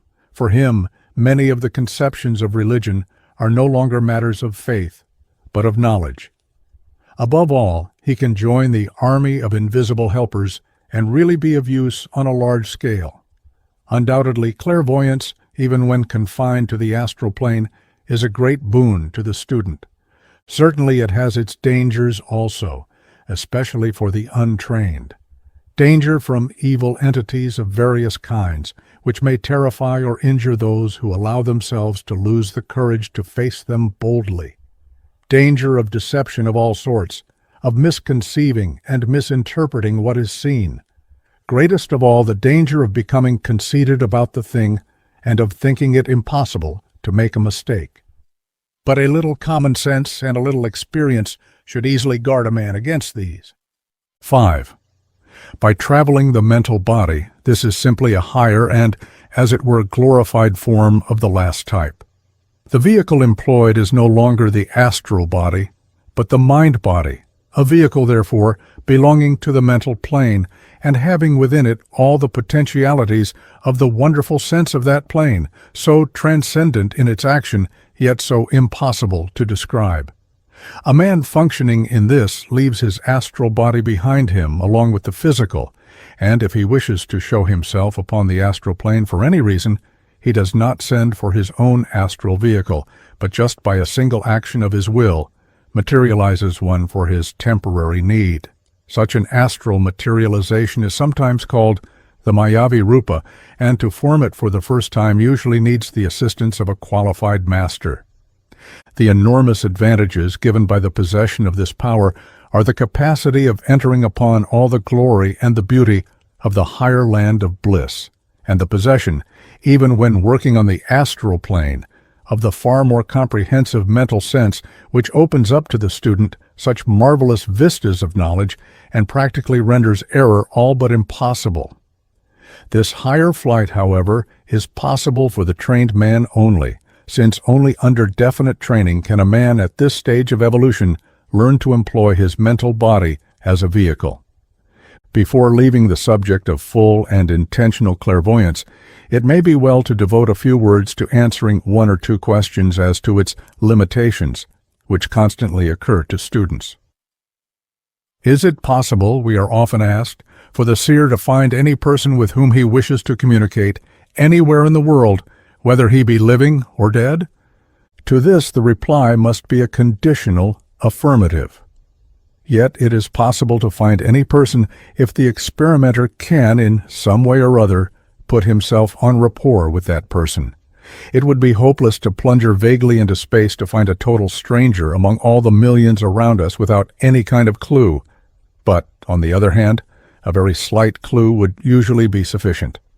If the clairvoyant knows anything of the man who he seeks, he will have no difficulty in finding him, for every man has what may be called a kind of musical chord of his own, a chord which is the expression of him as a whole, produced perhaps by a sort of average of the rates of vibration of all his different vehicles on their respective planes. If the operator knows how to discern that chord and to strike it, it will by sympathetic vibration attract the attention of the man instantly, wherever he may be, and will evoke an immediate response from him.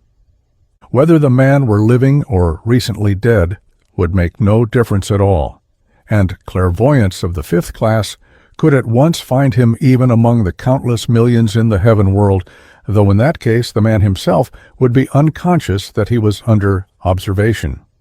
Naturally, a seer whose consciousness did not range higher than the astral plane, who employed therefore one of the earlier methods of seeing, would not be able to find a person upon the mental plane at all, yet even he would at least be able to tell that the man sought for was upon that plane, from the mere fact that the striking of the chord as far up as the astral level produced no response.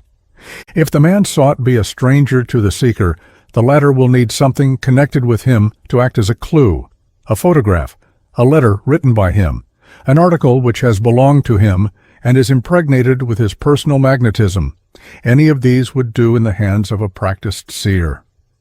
Again, I say, it must not therefore be supposed that pupils who have been taught how to use this art are at liberty to set up a kind of intelligence office through which communication can be had with missing or dead relatives.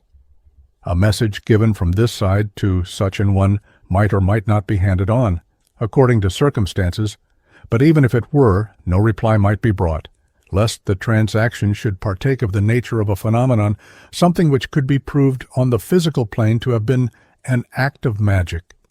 Another question often raised is as to whether, in the action of psychic vision, there is any limitation as to distance.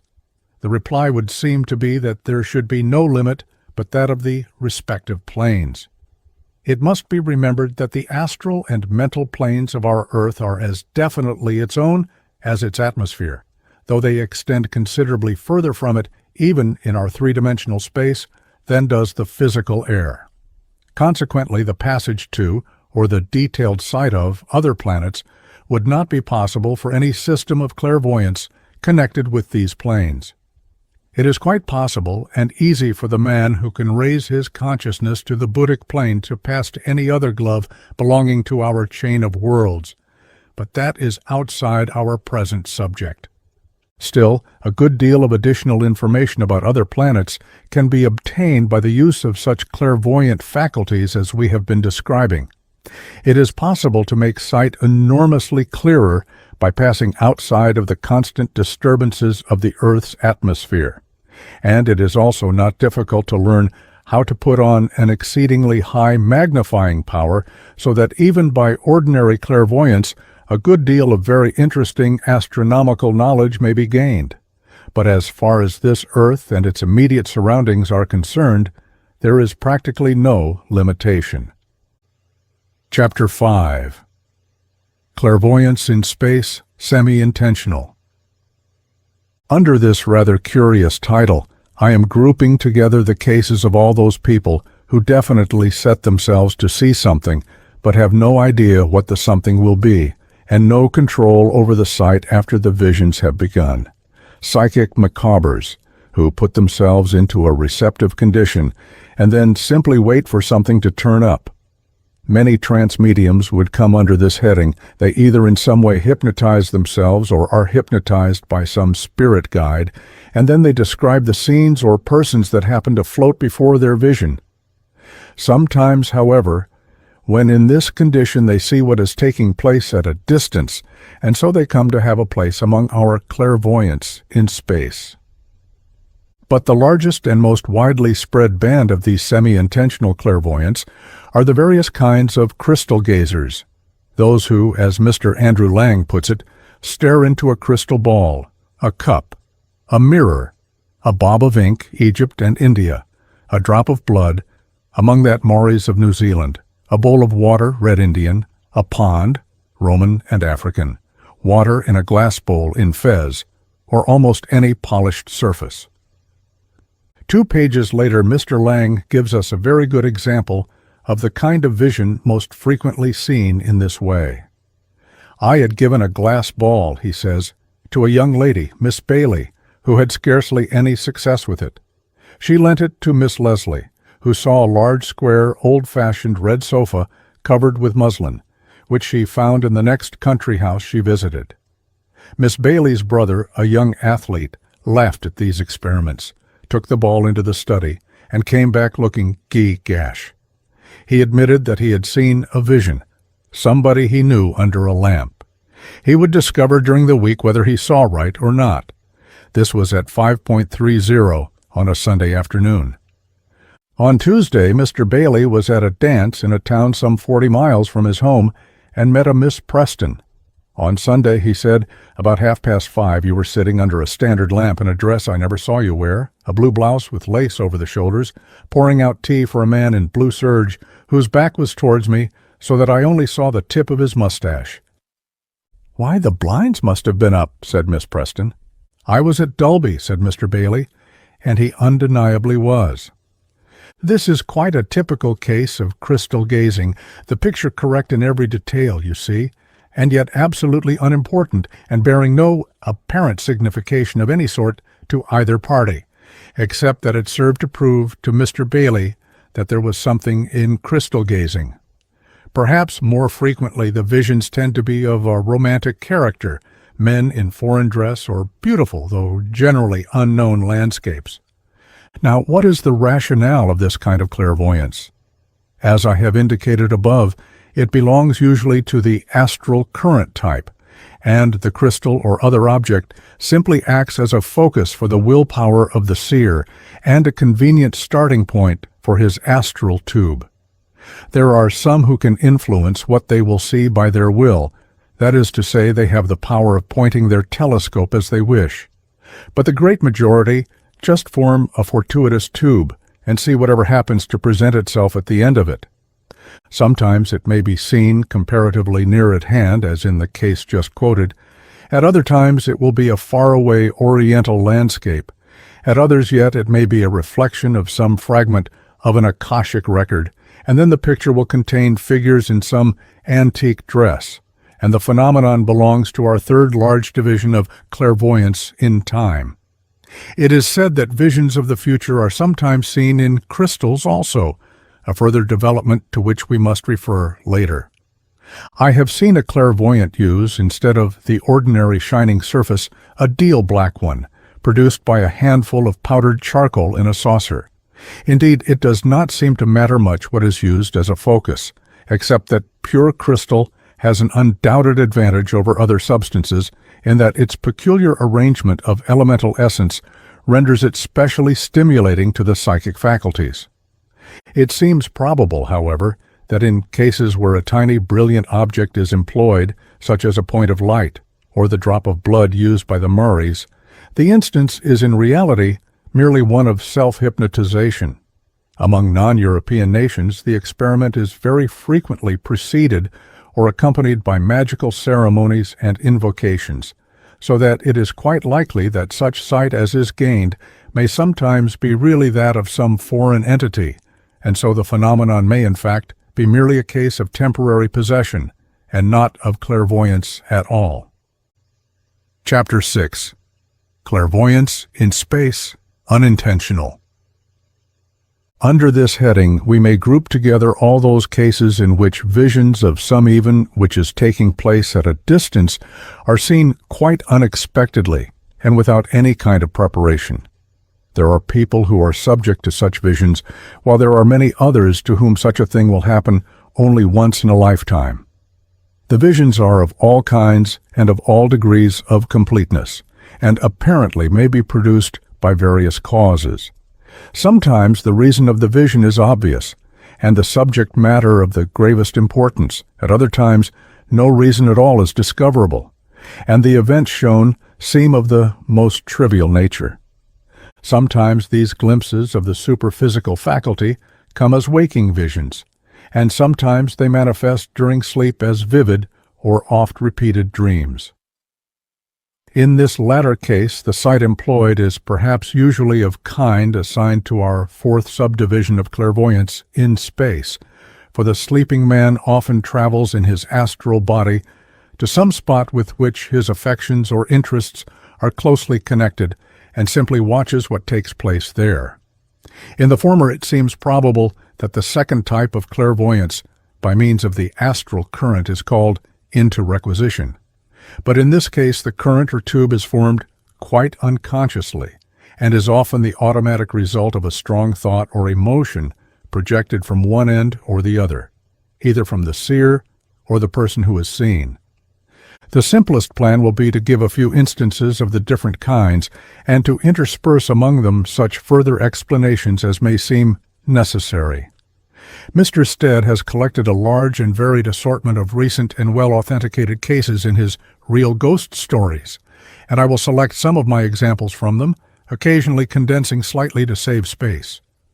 There are cases in which it is at once obvious to any theosophical student that the exceptional instance of clairvoyance was specially brought about by one of the band whom we have called invisible helpers, in order that aid might be rendered to someone in sore need. To this class undoubtedly belongs the story told by Captain Yount of the Napa Valley in California to Dr. Bushnell, who repeats it in his Nature and the Supernatural. About 6 or 7 years previous, in a midwinter's night, he had a dream in which he saw what appeared to be a company of emigrants arrested by the snows of the mountains and perishing rapidly by cold and hunger. He noted the very cast of the scenery, marked by a huge perpendicular front of white rock cliff. He saw the men cutting off what appeared to be treetops rising out of deep gulfs of snow. He distinguished the very features of the persons and the look of their particular distress.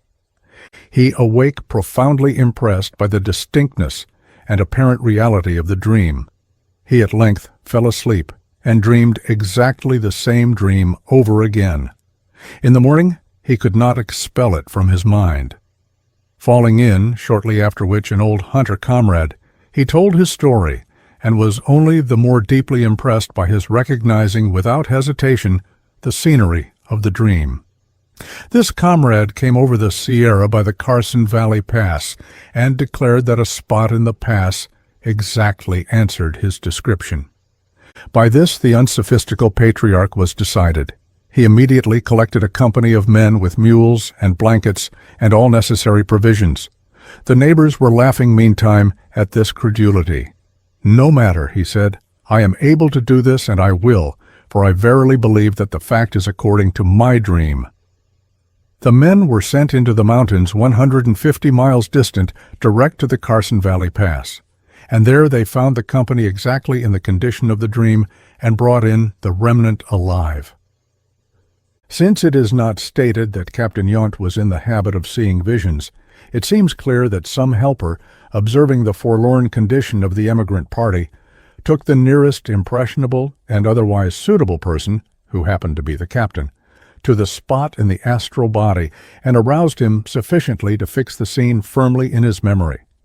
The helper may possibly have arranged an astral current for the captain instead, but the former suggestion is more probable. At any rate, the motive, and broadly the method of the work, are obvious enough in this case. Sometimes the astral current may be set going by a strong emotional thought at the other end of the line, and this may happen even though the thinker has no such intention in his mind. In the rather striking story which I am about to quote, it is evident that the link was formed by the doctor's frequent thought about Mrs. Broughton, yet he had clearly no especial wish that she should see what he was going at the time. That it was this kind of clairvoyance that was employed is shown by the fixity of her point of view, which, be it observed, is not the doctor's point of view sympathetically transferred, as it might have been, since she sees his back without recognizing him. The story is to be found in the Proceedings of the Psychical Research Society. Mrs. Broughton awoke one night in 1844 and roused her husband, telling him that something dreadful had happened in France. He begged her to go to sleep again and not trouble him. She assured him that she was not asleep when she saw what she insisted on telling him, what she saw, in fact. First, a carriage accident, which she did not actually see, but what she saw was the result. A broken carriage, a crowd collected, a figure gently raised and carried into the nearest house, then a figure lying on a bed which she then recognized as the Duke of Orleans. Gradually, friends collecting round the bed, among them several members of the French royal family. The Queen, then the King, all silently, tearfully, watching the evidently dying Duke. One man, could see his back but did not know who he was a doctor. He stood bending over the Duke, feeling his pulse, with his watch in the other hand. And then all passed away, and she saw no more. As soon as it was daylight, she wrote down in her journal all that she had seen. It was before the days of the electric telegraph, and 2 or more days passed before the Times announced the death of the Duke of Orleans. Visiting Paris a short time afterwards, she saw and recognized the place of the accident and received the explanation of her impression. The doctor who attended the dying Duke was an old friend of hers, and as he watched by the bed, his mind had been constantly occupied with her and her family. A commoner instance is that in which strong affection sets up the necessary current. Probably a fairly steady stream of mutual thought is constantly flowing between the two parties in the case, and some sudden need or dire extremity on the part of one of them endues this stream temporarily with the polarizing power which is needful to create the astral telescope. An illustrative example is quoted from the same proceedings. On September 9, 1848, at the siege of Moulton, Major General R. E. Todd, C.B., then adjutant of his regiment, was most severely and dangerously wounded, and supposing himself to be dying, asked one of the officers with him to take the ring off his finger and send it to this wife, who at the time was fully 150 miles distant at Firozpur. On the night of September 9, 1848, he writes his wife, "I was lying on my bed between sleeping and waking when I distinctly saw my husband being carried off the field seriously wounded and heard his voice saying, 'Take this ring off my finger and send it to my wife.' All the next day I could not get the sight or the voice out of my mind. In due time I heard of General R. having been severely wounded in the assault of Moulton. He survived, however, and is still living. It was not for some time after the siege that I heard from General L., the officer who helped to carry my husband off the field, that the request as to the ring was actually made by him, just as I heard it at Firozpur at that very time. Then there is the very large class of casual clairvoyant visions which have no traceable cause, which are apparently quite meaningless, and have no recognizable relation to any events known to the seer. To this class belong many of the landscapes seen by some people just before they fall asleep. I quote a capital and very realistic account of an experience of this sort from W. T. Stead's Real Ghost Stories. I got into bed but was not able to go to sleep. I shut my eyes and waited for sleep to come. Instead of sleep, however, there came to me a succession of curiously vivid, clairvoyant pictures. There was no light in the room, and it was perfectly dark. I had my eyes shut also, but notwithstanding the darkness, I suddenly was conscious of looking at a scene of singular beauty. It was as if I saw a living miniature about the size of a magic lantern slide. At this moment I can recall the scene as if I saw it again. It was a seaside piece. The moon was shining upon the water, which rippled slowly onto the beach. Right before me, a long mole ran into the water. On either side of the mole, irregular rocks stood up above the sea level. On the shore stood several houses, square and rude, which resembled nothing that I had ever seen in house architecture. No one was stirring, but the moon was there, and the sea and the gleam of the moonlight on the rippling waters, just as if I had been looking on the actual scene. It was so beautiful that I remember thinking that if it continued I should be so interested in looking at it that I should never go to sleep. I was wide awake, and at the same time that I saw the scene, I distinctly heard the dripping of the rain outside the window. Then, suddenly, without any apparent object or reason, the scene changed. The moonlit sea vanished, and in its place I was looking right into the interior of a reading room.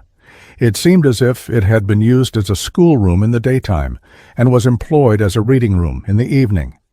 I remember seeing one reader who had a curious resemblance to Tim Harrington, although it was not he, hold up a magazine or book in his hand and laugh.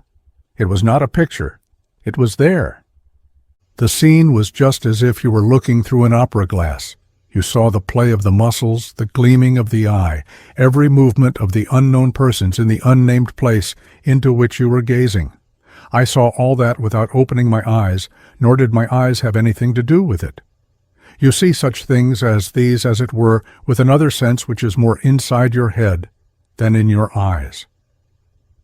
This was a very poor and paltry experience, but it enabled me to understand better how it is that clairvoyants see than any amount of disquisition.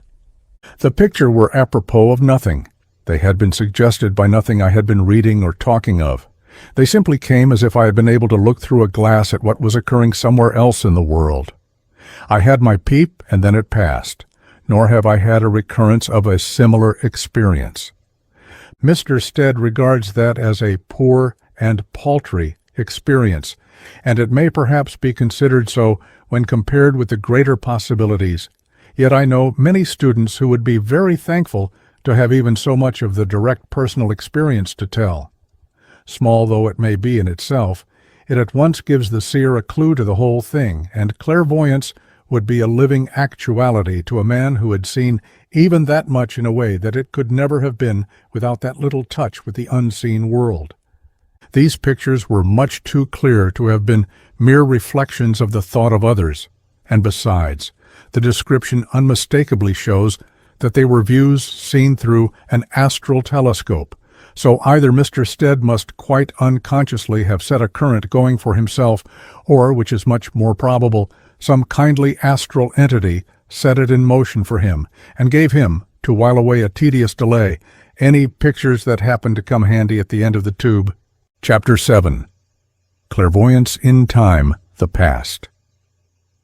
Clairvoyance in time, that is to say, the power of reading the past and the future, is, like all the other varieties, possessed by different people in very varying degrees, ranging from the man who has both faculties fully at his command, down to one who only occasionally gets involuntary and very imperfect glimpses or reflections of these scenes of other days.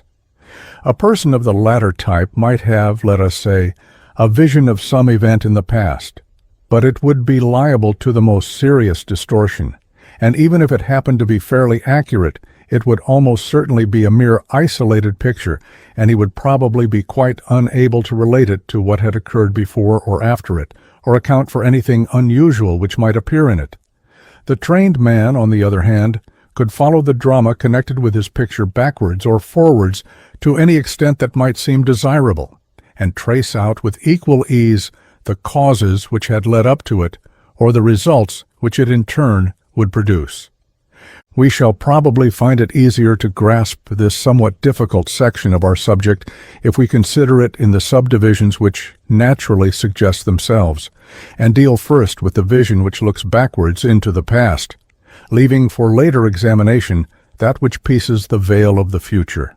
In each case, it will be well for us to try to understand what we can of the modus operandi, even though our success can at best be only a very modified one, owing first to the imperfect information on some parts of the subject at present possessed by our investigators, and secondly to the recurring failure of physical words to express 100 even of the little we do know about higher planes and faculties. In the case, then, of a detailed vision of the remote past, how is it obtained, and to what plane of nature does it really belong? The answer to both these questions is contained in the reply that it is read from the Akashic records, but that statement in return will require a certain amount of explanation for many readers. The word is in truth somewhat of a misnomer, for though the records are undoubtedly read from the Akasha or matter of the mental plane, yet it is not to it that they really belong. Still worse is the alternative title, Records of the Astral Light, which has sometimes been employed, for these records lie far beyond the astral plane, and all that can be obtained on it are only broken glimpses of a kind of double reflection of them, as will presently be explained. Like so many others of our theosophical terms, the word Akasha has been very loosely used. In some of our earlier books it was considered as synonymous with astral light, and in others it was employed to signify any kind of invisible matter, from mula prakriti down to the physical ether. In later books its use has been restricted to the matter of the mental plane, and it is in that sense that the records may be spoken of as Akashic, for although they are not originally made on that plane any more than on the astral, yet it is there that we first come definitely into contact with them, and find it possible to do reliable work with them. This subject of the records is by no means an easy one to deal with, for it is one of that numerous class which requires for its perfect comprehension faculties of a far higher order than any which humanity has yet evolved. The real solution of its problems lies on planes far beyond any that we can possibly know at present, and any view that we take of it must necessarily be of the most imperfect character, since we cannot but look at it from below instead of from above. The idea which we form of it must therefore be only partial, yet it need not mislead us unless we allow ourselves to think of the tiny fragment which is all that we can see, as though it were the perfect whole. If we are careful that such conceptions as we may form shall be accurate as far as they go, we shall have nothing to unlearn, though much to add, when in the course of our further progress we gradually acquire the higher wisdom. Be it understood, then, at the commencement that a thorough grasp of our subject is an impossibility at the present stage of our evolution, and that many points will arise as to which no exact explanation is yet obtainable, though it may often be possible to suggest analogies and to indicate the lines along which an explanation must lie. Let us then try to carry back our thoughts to the beginning of this solar system to which we belong. We are all familiar with the ordinary astronomical theory of its origin, that which is commonly called the nebular hypothesis, according to which it first came into existence as a gigantic glowing nebula of a diameter fax exceeding that of the orbit of even the outermost of the planets, and then, as in the course of countless ages, that enormous sphere gradually cooled and contracted, the system, as we know it, was formed. Occult science accepts that theory in its broad outline as correctly representing the purely physical side of the evolution of our system, but it would add that if we confine our attention to this physical side only, we shall have a very incomplete and incoherent idea of what really happened. It would postulate, to begin with, that the exalted being who undertakes the formation of a system, whom we sometimes call the logos of the system, first of all forms in his mind a complete conception of the whole of it with all its successive chains of worlds. By the very act of forming that conception, he calls the whole into simultaneous objective existence on the plane of his thought. A plane, of course, far above all those of which we know anything, from which the various globes descend, when required, into whatever state of further objectivity may be respectively destined for them. Unless we constantly bear in mind this fact of the real existence of the whole system from the very beginning on a higher plane, we shall be perpetually misunderstanding the physical evolution which we see taking place down here. But occultism has more than this to teach us on the subject. It tells us not only that all this wonderful system to which we belong is called into existence by the Logos, both on lower and on higher planes, but also that its relation to him is closer even than that, for it is absolutely a part of him, a partial expression of him upon the physical plane, and that the movement and energy of the whole system is his energy, and is all carried on within the limits of his aura. Stupendous as this conception is, it will yet not be wholly unthinkable to those of us who have made any study of the subject of the aura.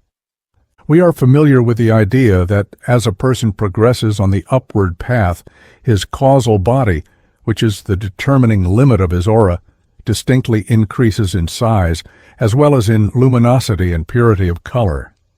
Many of us know from experience that the aura of a pupil who has already made considerable advance on the path is very much larger than that of one who is but just setting his foot upon its first step, while in the case of an adept, the proportional increase is far greater still.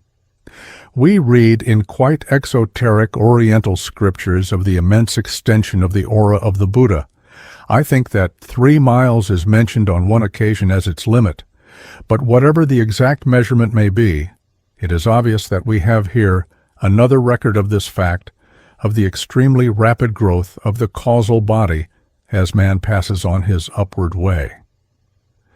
There can be little doubt that the rate of this growth would itself increase in geometrical progression, so that it need not surprise us to hear of an adept on a still higher level, whose aura is capable of including the entire world at once, and from this we may gradually lead our minds up to the conception that there is a being so exalted as to comprehend within himself the whole of our solar system. And we should remember that, enormous as this seems to us, it is but as the tiniest drop in the vast ocean of space. So of the Logos, who has in him all the capacities and qualities with which we can possibly endow the highest God we can imagine, it is literally true, as was said of old, that of him and through him and to him are all things, and in him we live and move and have our being. Now, if this be so, it is clear that whatever happens within our system happens absolutely within the consciousness of its Logos, and so we at once see that the true record must be his memory. And furthermore, it is obvious that on whatever plane that wondrous memory exists, it cannot but be far above anything that we know, and consequently, whatever records we may find ourselves able to read must be only a reflection of that great dominant fact, mirrored in the denser media of the lower planes. On the astral plane, it is at once evident that this is so, that what we are dealing with is only a reflection of a reflection, and an exceedingly imperfect one, for such records as can be reached. There are fragmentary in the extreme, and often seriously distorted. We know how universally water is used as a symbol of the astral light, and in this particular case, it is a remarkably apt one. From the surface of still water, we may get a clear reflection of the surrounding objects just as from a mirror. But at the best, it is only a reflection, a representation in 2 dimensions of 3-dimensional objects, and therefore differing in all its qualities, except color, from that which it represents. And in addition to this, it is always reversed. But let the surface of the water be ruffled by the wind, and what do we find then? A reflection still, certainly, but so broken up and distorted as to be quite useless or even misleading as a guide to the shape and real appearance of the objects reflected.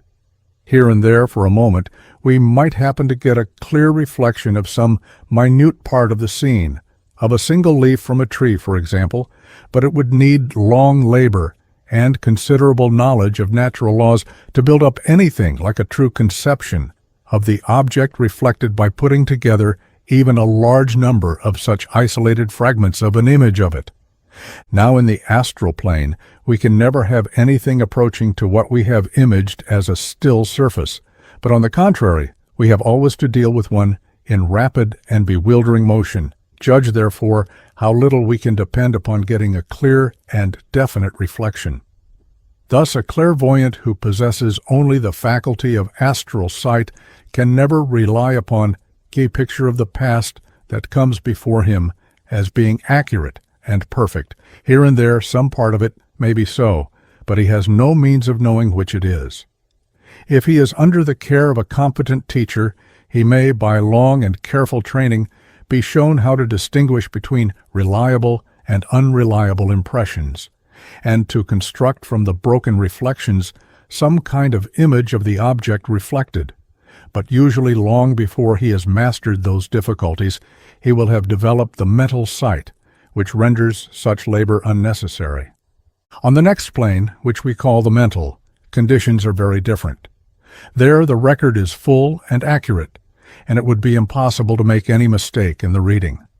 That is to say, if three clairvoyants possessing the powers of the mental plane agreed to examine a certain record there, what would be presented to their vision would be absolutely the same reflection in each case, and each would acquire a correct impression from it in reading it. It does not, however, follow that when they all compared notes later on the physical plane, their reports would agree exactly.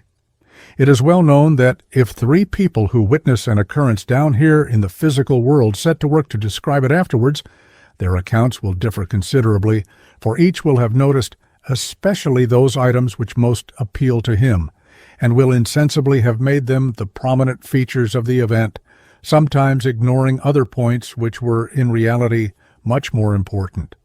Now, in the case of an observation on the mental plane, this personal equation would not appreciably affect the impressions received, for since each would thoroughly grasp the entire subject, it would be impossible for him to see its parts out of due proportion. But, except in the case of carefully trained and experienced persons, this factor does come into play in transferring the impressions to the lower planes. It is in the nature of things impossible that any account given down here of a vision or experience on the mental plane can be complete, since 9/10 of what is seen and felt there could not be expressed by physical words at all, and since all expression must therefore be partial, there is obviously some possibility of selection as to the part expressed. It is for this reason that in all our theosophical investigations of recent years, so much stress has been laid upon the constant checking and verifying of clairvoyant testimony, nothing which rests upon the vision of one person only having been allowed to appear in our later books. But even when the possibility of errors from this factor of personal equation has been reduced to a minimum by a careful system of counter-checking, there still remains the very serious difficulty which is inherent in the operation of bringing down impressions from a higher plane to a lower one. This is something analogous to the difficulty experienced by A painted in his endeavor to reproduce a three-dimensional landscape on a flat surface, that is, practically in 2 dimensions. Just as the artist needs long and careful training of eye and hand before he can produce a satisfactory representation of nature, so does the clairvoyant need long and careful training before he can describe accurately on a lower plane what he sees on a higher one. And the probability of getting an exact description from an untrained person is about equal to that of getting a perfectly finished landscape from one who has never learned how to draw. It must be remembered, too, that the most perfect picture is, in reality, infinitely far from being a reproduction of the scene which it represents, for hardly a single line or angle in it can ever be the same as those in the object copied.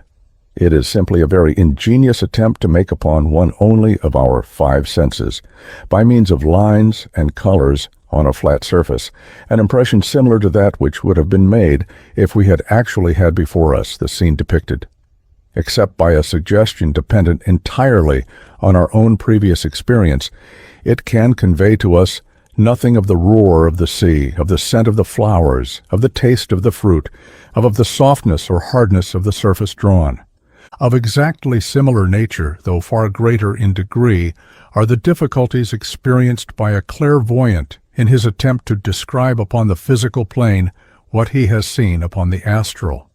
And they are furthermore greatly enhanced by the fact that, instead of having merely to recall to the minds of his hearers conceptions with which they are already familiar, as the artist does when he paints men or animals, fields or trees, he has to endeavor by the very imperfect means at his disposal to suggest to them conceptions which in most cases are absolutely new to them. Small wonder, then, that, however vivid and striking his descriptions may seem to his audience, he himself should constantly be impressed with their total inadequacy, and should feel that his best efforts have entirely failed to convey any idea of what he really sees. And we must remember that in the case of the report given down here, of a record read on the mental plane, this difficult operation of transference from the higher to the lower has taken place not once, but twice, since the memory has been brought through the intervening astral plane. Even in a case where the investigator has the advantage of having developed his mental faculties so that he has the use of them while awake in the physical body, he is still hampered by the absolute incapacity of physical language to express what he sees.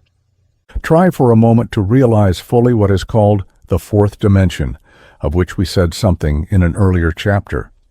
It is easy enough to think of our own three dimensions, to image in our minds the length, breadth, and height of any object, and we see that each of these three dimensions is expressed by a line at right angles to both of the others.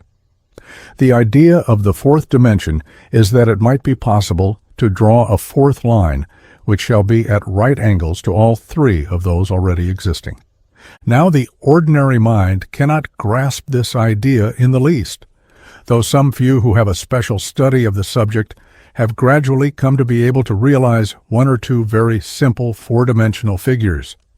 Still, no words that they can use on this plane can bring any image of these figures before the mind of others, and if any reader who has not specially trained himself along that line will make the effort to visualize such a shape, he will find it quite impossible.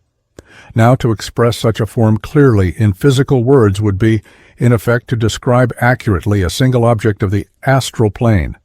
But in examining the records on the mental plane, we should have to face the additional difficulties of a fifth dimension, so that the impossibility of fully explaining these records will be obvious to even the most superficial observation. We have spoken of the records as the memory of the Logos, yet they are very much more than a memory in an ordinary sense of the word. Hopeless as it may be to imagine how these images appear from his point of view, we yet know that, as we rise higher and higher, we must be drawing nearer to the true memory, must be seeing more nearly as he sees, so that great interest attaches to the experience of the clairvoyant with a reference to these records when he stands upon the Buddhic plane, the higher which his consciousness can reach even when away from the physical body until he attains the level of the arhats. Here, time and space no longer limit him. He no longer needs, as on the mental plane, to pass a series of events in review, for past, present, and future are all alike simultaneously present to him, meaningless as that sounds down here. Indeed, infinitely below the consciousness of the Logos as even that exalted plane is, it is yet abundantly clear from what we see there that to him the record must be far more than what we call a memory, for all that has happened in the past and all that will happen in the future is happening now before his eyes, just as are the events of what we call the present time. Utterly incredible, widely incomprehensible, of course, to our limited understanding, yet absolutely true for all that. Naturally, we could not expect to understand at our present stage of knowledge how so marvelous a result is produced, and to attempt an explanation would only be to involve ourselves in a mist of words from which we should gain no real information. Yet a line of though recurs to my mind, which perhaps suggests the direction in which it is possible that that explanation may lie. And whatever helps us to realize that so astounding a statement may after all not be wholly impossible will be of assistance in broadening our minds. Some 30 years ago, I remember reading a very curious little book called, I think, The Stars and the Earth, the objects of which was to endeavor to show how it was scientifically possible that to the mind of God the past and the present might be absolutely simultaneous. Its arguments struck me at the time as decidedly ingenious, and I will proceed to summarize them as I think they will be found somewhat suggestive in a connection with the subject which we have been considering. When we see anything, whether it be the book which we hold in our hands or a star millions of miles away, we do so by means of a vibration in the ether, commonly called a ray of light, which passes from the object seen to our eyes. Now the speed with which this vibration passes is so great, about 186,000 miles in a second, that when we are considering any object in our own world, we may regard it as practically instantaneous. When, however, we come to deal with interplanetary distances, we have to take the speed of light into consideration, for an appreciable period is occupied in traversing these vast spaces.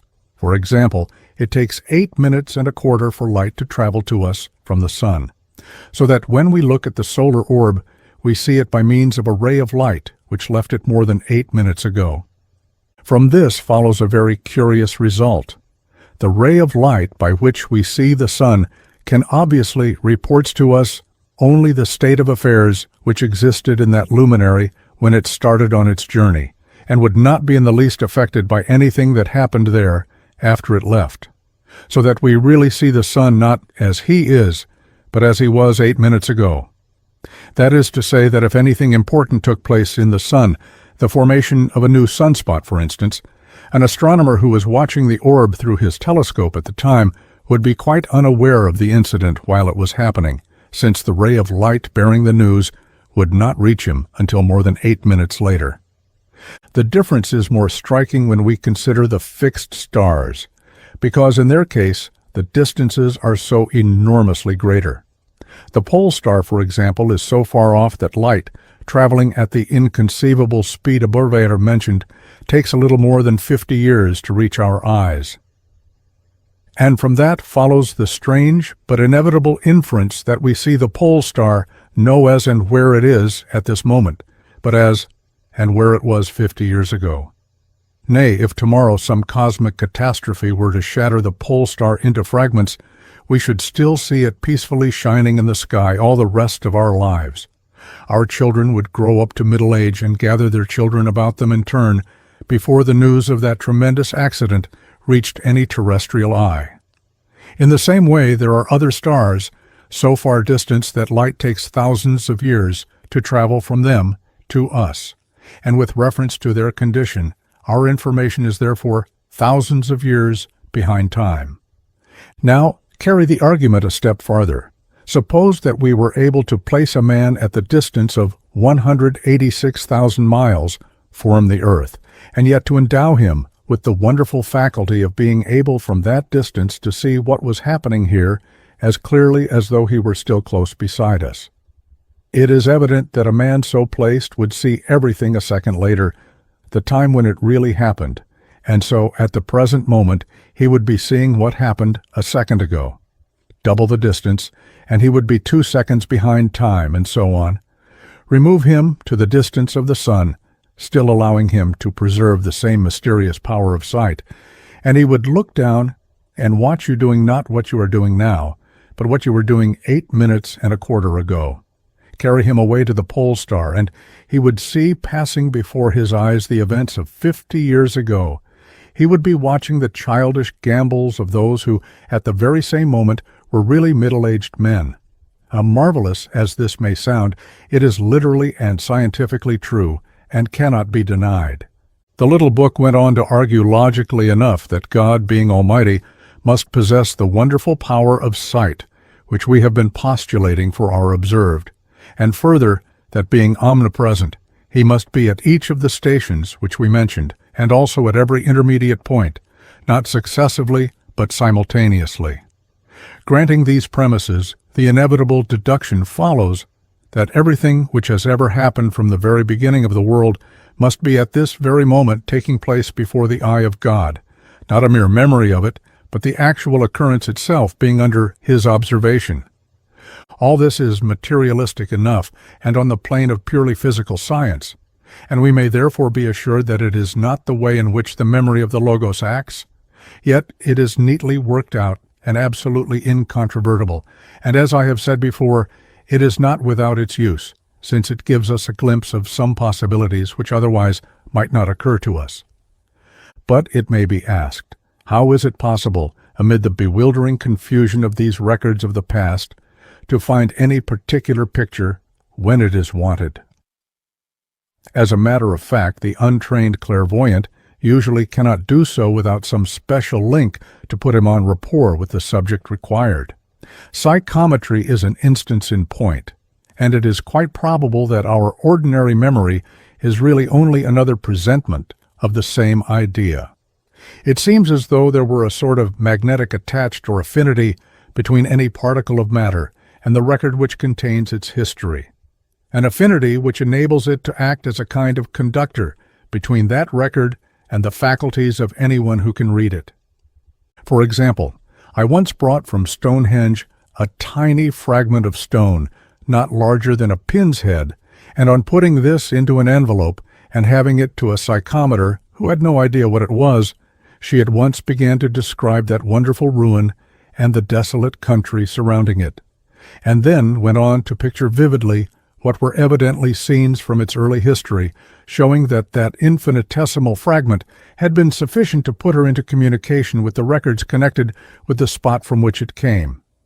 The scenes through which we pass in the course of our life seem to act in the same manner upon the cells of our brain as did the history of Stonehenge upon that particle of stone.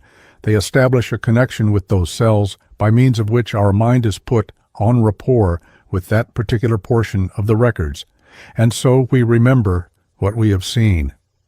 Even a trained clairvoyant needs some link to enable him to find the record of an event of which he has no previous knowledge. If, for example, he wished to observe the landing of Julius Caesar on the shores of England, there are several ways in which he might approach the subject. If he happened to have visited the scene of the occurrence, the simplest way would probably be to call up the image of that spot, and then run back through its records until he reached the period desired. If he had not seen the place, he might run back in time to the date of the event, and then search the channel for a fleet of Roman galleys, or he might examine the records of Roman life at about that period, where he would have no difficulty in identifying so prominent a figure as Caesar, or in tracing him when found through all his Gallic wars until he set his foot upon British land. People often inquire as to the aspect of these records, whether they appear near or far away from the eye, whether the figures in them are large or small, whether the pictures follow one another as in a panorama, or melt into another like dissolving views, and so on. One can only reply that their appearance varies to a certain extent according to the conditions under which they are seen. Upon the astral plane, the reflection is most often a simple picture, though occasionally the figure seen would be endowed with motion. In this latter case, instead of a mere snapshot, a rather longer and more perfect reflection has taken place. On the mental plane, they have two widely different aspects.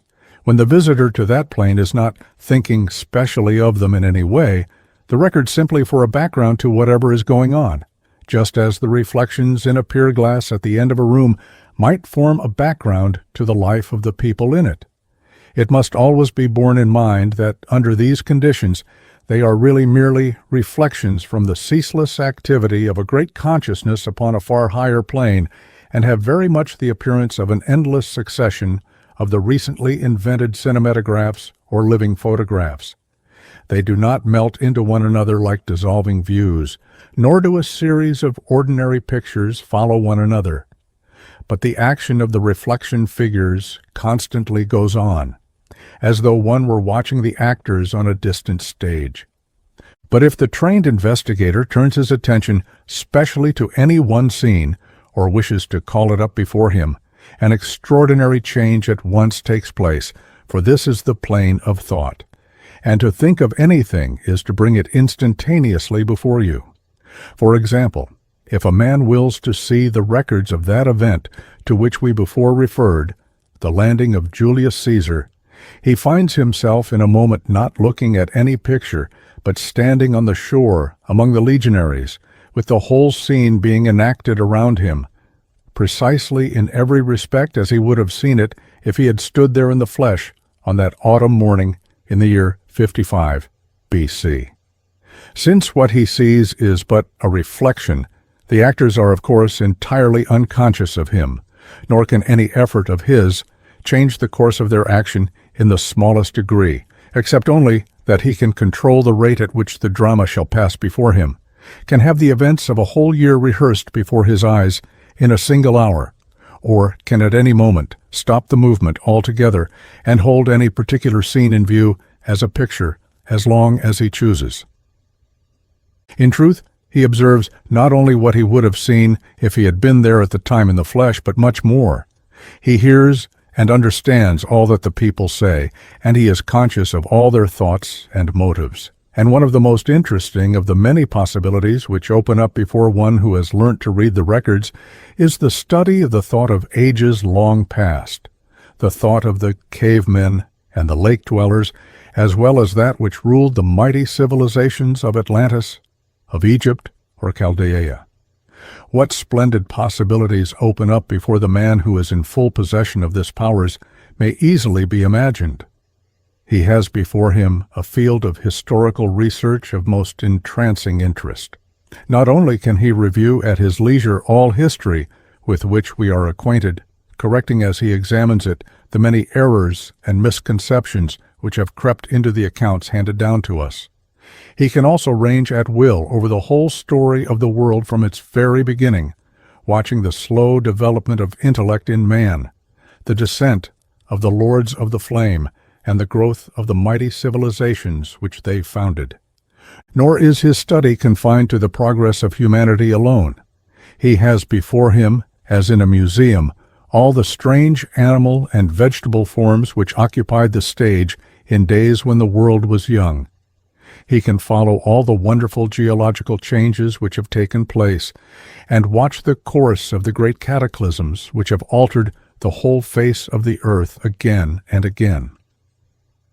In one especial case, an even closer sympathy with the past is possible to the reader of the records. If in the course of his inquiries he has to look upon some scene in which he himself has in a former birth taken part, he may deal with it in two ways. He can either regard it in the usual manner as a spectator, though always be it remembered, as a spectator whose insight and sympathy are perfect, or he may once more identify himself with that long-dead personality of his, may throw himself back for the time into that life of long ago, and absolutely experience over again the thoughts and the emotions, the pleasures and the pains of a prehistoric past. No wilder and more vivid adventures can be conceived than some of those through which he thus may pass. Yet though at all, he must never lose hold of the consciousness of his own individuality, must retain the power to return at will to his present personality. It is often asked how it is possible for an investigator accurately to determine the date of any picture from the far distance past which he disinters from the records. The fact is that it is sometimes rather tedious work to find an exact date, but the thing can usually be done if it is worthwhile to spend the time and trouble over it. If we are dealing with Greek or Roman times, the simplest method is usually to look into the mind of the most intelligent person present in the picture and see what date he supposes it to be.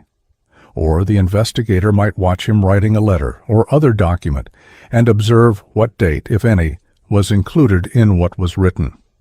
When once the Roman or Greek date is thus obtained, to reduce it to our own system of chronology is merely a matter of calculation. Another way which is frequently adopted is to turn from the scene under examination to a contemporary picture in some great and well-known city such as Rome, and note what monarch is reigning there, or who are the consuls for the year, And when such data are discovered, a glance at any good history will give the rest. Sometimes a date can be obtained by examining some public proclamation or some legal document. In fact, in the times of which we are speaking, the difficulty is easily surmounted. The matter is by no means so simple, however, when we come to deal with periods much earlier than this, with a scene from early Egypt, Chaldea, or China, or to go further back still from Atlantis itself, or any of its numerous colonies. A date can still be obtained easily enough from the mind of any educated man, but there is no longer any means of relating it to our own system of dates, since the man will be reckoning by eras of which we know nothing, or by the reigns of kings, whose history is lost in the night of time. Our methods, nevertheless, are not yet exhausted. It must be remembered that it is possible for the investigator to pass the records before him at any speed that he may desire, at the rate of a year in a second if he will, or even very much faster still. Now, there are one or two events in ancient history whose dates have already been accurately fixed, as, for example, the sinking of Poseidonis in the year 9564 BC. It is therefore obvious that if from the general appearance of the surroundings it seems probable that a picture seen is within measurable distance of one of these events, it can be related to that event by the simple process of running through the record rapidly and counting the years between the two as they pass. Still, if those years ran into 1,000, as they might sometimes do, this plan would be insufferably tedious. In that case, we are driven back upon the astronomical method, in consequence of the movement which is commonly called the precession of the equinoxes, though it might more accurately be described as a kind of second rotation of the Earth. The angle between the equator and the ecliptic steadily but very slow varies. Thus, after long intervals of time, we find the pole of the Earth no longer pointing towards the same spot in the apparent sphere of the heavens, or in other words, our pole star is not, as at present, Alpha Ursae Minoris, but some other celestial body, and from this position of the pole of the Earth, which can easily be ascertained by careful observation of the night sky of the picture under consideration, an approximate date can be calculated without difficulty. In estimating the date of occurrences which took place millions of years ago in earlier races, the period of a secondary rotation, or the precession of the equinoxes, is frequently used as a unit. But of course, absolute accuracy is not usually required in such cases, round numbers being sufficient for all practical purposes in dealing with epochs so remote. The accurate reading of the records, whether of one's own past lives or those of others, must not, however, be thought of as an achievement possible to anyone without careful previous training. As has been already remarked, though occasional reflections may be had upon the astral plane, the power to use the mental sense is necessary before any reliable reading can be done. Indeed, to minimize the possibility of error, that sense ought to be fully at the command of the investigator while awake in the physical body, and to acquire that faculty needs years of ceaseless labor and rigid self-discipline. Many people seem to expect that as soon as they have signed their application and joined the Theosophical Society, they will at once remember at least 3 of their past births. Indeed, some of them promptly begin to imagine recollections and declare that in their last incarnation they were Mary Queen of Scots, Cleopatra, or Julius Caesar. Of course, such extravagant claims simply bring discredit upon those who are so foolish as to make them. But unfortunately, some of that discredit is liable to be reflected, however unjustly, upon the society to which they belong, so that a man who feels seething within him the conviction that he was Homer or Shakespeare would do well to pause and apply common-sense tests on the physical plane before publishing the news to the world. It is quite true that some people have had glimpses of scenes from their past lives in dreams, but naturally these are usually fragmentary and unreliable. I had myself in earlier life an experience of this nature. Among my dreams I found that one was constantly recurring, a dream of a house with a portico overlooking a beautiful bay, not far from a hill on the top of which rose a graceful building. I knew that house perfectly, and was as familiar with the position of its rooms and the view from its door as I was with those of my home in this present life. In those days I knew nothing about reincarnation, so that it seemed to me simply a curious coincidence that this dream should repeat itself so often.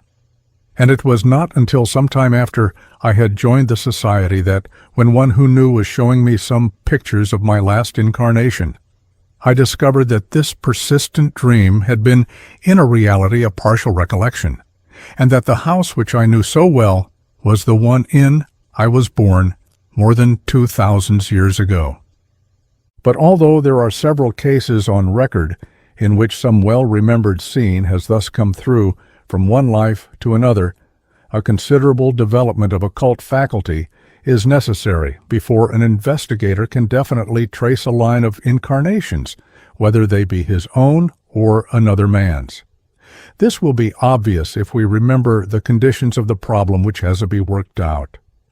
To follow a person from this life to the one preceding it, it is necessary, first of all, to trace his present life backwards to his birth, and then to follow up in reverse order the stages by which the ego descended into incarnation. This will obviously take us back eventually to the condition of the ego upon the highest levels of the mental plane. So it will be seen that to perform this task effectually, the investigator must be able to use the sense corresponding to that exalted level while awake in his physical body. In other words, his consciousness must be centered in the reincarnating ego itself, and no longer in the lower personality. In that case, the memory of the ego being aroused, his own past incarnations will be spread out before him like an open book, and he would be able, if he wished, to examine the conditions of another ego upon that level and trace him backwards through the lower mental and astral lives which led up to it, until he came to the last physical death of that ego, and through it to his previous life.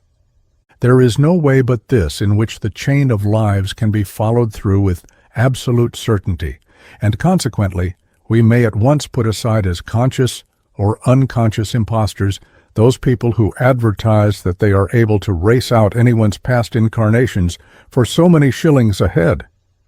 Needless to say, the true occultist does not advertise and never under any circumstances accepts money for any exhibition of his powers. Assuredly, the student who wishes to acquire the power of following up a line of incarnations can do so only by learning from a qualified teacher how the work is to be done. There have been those who persistently asserted that it was only necessary for a man to feel good and devotional and brotherly, and all the wisdom of the ages would immediately flow in upon him. But a little common sense will at once expose the absurdity of such a position. However good a child may be, if he wants to know the multiplication table, he must set to work and learn it. And the case is precisely similar with the capacity to use spiritual faculties. The faculties themselves will not doubt manifest as the man evolves, but he can learn how to use them reliable and to the best advantage only by steady hard work and persevering effort. Take the case of those who wish to help others while on the astral plane during sleep. It is obvious that the more knowledge they possess here, the more valuable will their services be on that higher plane. For example, the knowledge of languages would be useful to them, for though on the mental plane men can communicate directly by thought transference, whatever their languages may be, on the astral plane this is not so, and a thought must be definitely formulated in words before it is comprehensible. If, therefore, you wish to help a man on that plane, you must have some language in common by means of which you can communicate with him, and consequently, the more languages you know, the more widely useful you will be. In fact, there is perhaps no kind of knowledge for which a use cannot be found in the work of the occultist. It would be well for all students to bear in mind that occultism is the apotheosis of common sense, and that every vision which comes to them is not necessarily a picture from the Akashic records, nor every experience a revelation from on high. It is better far to err on the side of healthy skepticism than of over-credulity, and it is an admirable rule never to hunt about for an occult explanation of anything when a plain and obvious physical one is available. Our duty is to endeavor to keep our balance always, and never to lose our self-control, but to take a reasonable, common-sense view of whatever may happen to us. So shall we be better theosophists, wiser occultists, and more useful helpers than we have ever been before. As usual, we find examples of all degrees of the power to see into this memory of nature, from the trained man who can consult the record for himself at will, down to the person who gets nothing but occasional vague glimpses, or has even perhaps had only one such glimpse. But the man who possesses this faculty only partially and occasionally still finds it of the deepest interest. The psychometer, who needs an object physically connected with the past in order to bring it all into life again around him, and the crystal gazer, who can sometimes direct his less certain astral telescope to some historic scene of long ago, may both derive the greatest enjoyment from the exercise of their respective gifts, even thought they may not always understand exactly how their results are produced, and may not have them fully under control under all circumstances. In many cases of the lower manifestations of these powers, we find that they are exercised unconsciously. Many a crystal gazer watches scenes from the past without being able to distinguish them from visions of the present, and many a vaguely psychic person finds pictures constantly arising before his eyes without ever realizing that he is, in effect, psychometrizing the various objects around him as he happens to touch them or stand near them. An interesting variant of this class of psychics is the man who is able to psychometrize persons only, and not inanimate objects, as is more usual. In most cases, this faculty shows itself erratically, so that such a psychic will, when introduced to a stranger, often see in a flash some prominent event in that stranger's earlier life, but on other similar occasions will receive no special impression. More rarely we meet with someone who gets details, visions of the past life of everyone whom he encounters. Perhaps one of the best examples of this class was the German writer Schoecke, who describes in his autobiography this extraordinary power of which he found himself possessed.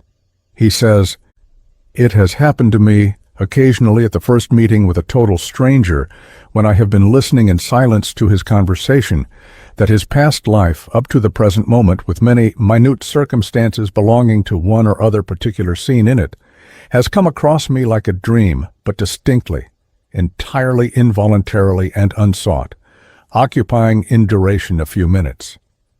For a long time, I was disposed to consider these fleeting visions as a trick of the fancy, the more so as my dream vision displayed to me the dress and movements of the actors, the appearance of the room, the furniture, and other accidents of the scene, till on one occasion, in an awesome mood, I narrated to my family the secret history of a sempstress who had just before quitted the room.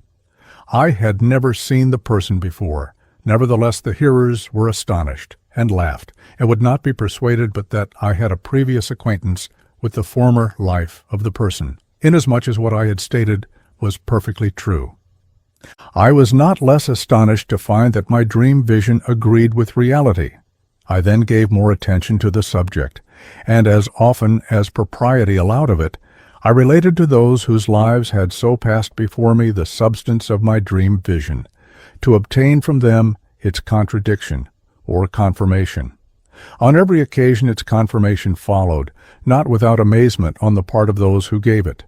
On a certain fair day, I went into the Two of Waldshut, accompanied by 2 young foresters who are still alive.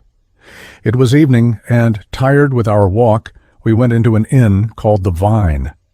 We took our supper with a numerous company at the public table, when it happened that they made themselves merry over the peculiarities and simplicity of the Swiss in connection with the belief in mesmerism, Leadbeater's physiognomical system, and the like. One of my companions, whose national pride was touched by their raillery, begged me to make some reply, particularly in answer to a young man of superior appearance who sat opposite, and had indulged in unrestrained ridicule. It happened that the events of this person's life had just previously passed before my mind. I turned to him with the question whether he would reply to me with truth and candor if I narrated to him the most secret passages of his history, he being as little known to me as I to him? That would, I suggested, go something beyond Lavater's physiognomical skill. He promised, if I told the truth, to admit it openly. Then I narrated the events with which my dream vision had furnished me, and the stable learnt the history of the young tradesman's life, of his school years, his peccadilloes, and finally of a little act of roguery committed by him on the strong box of his employer.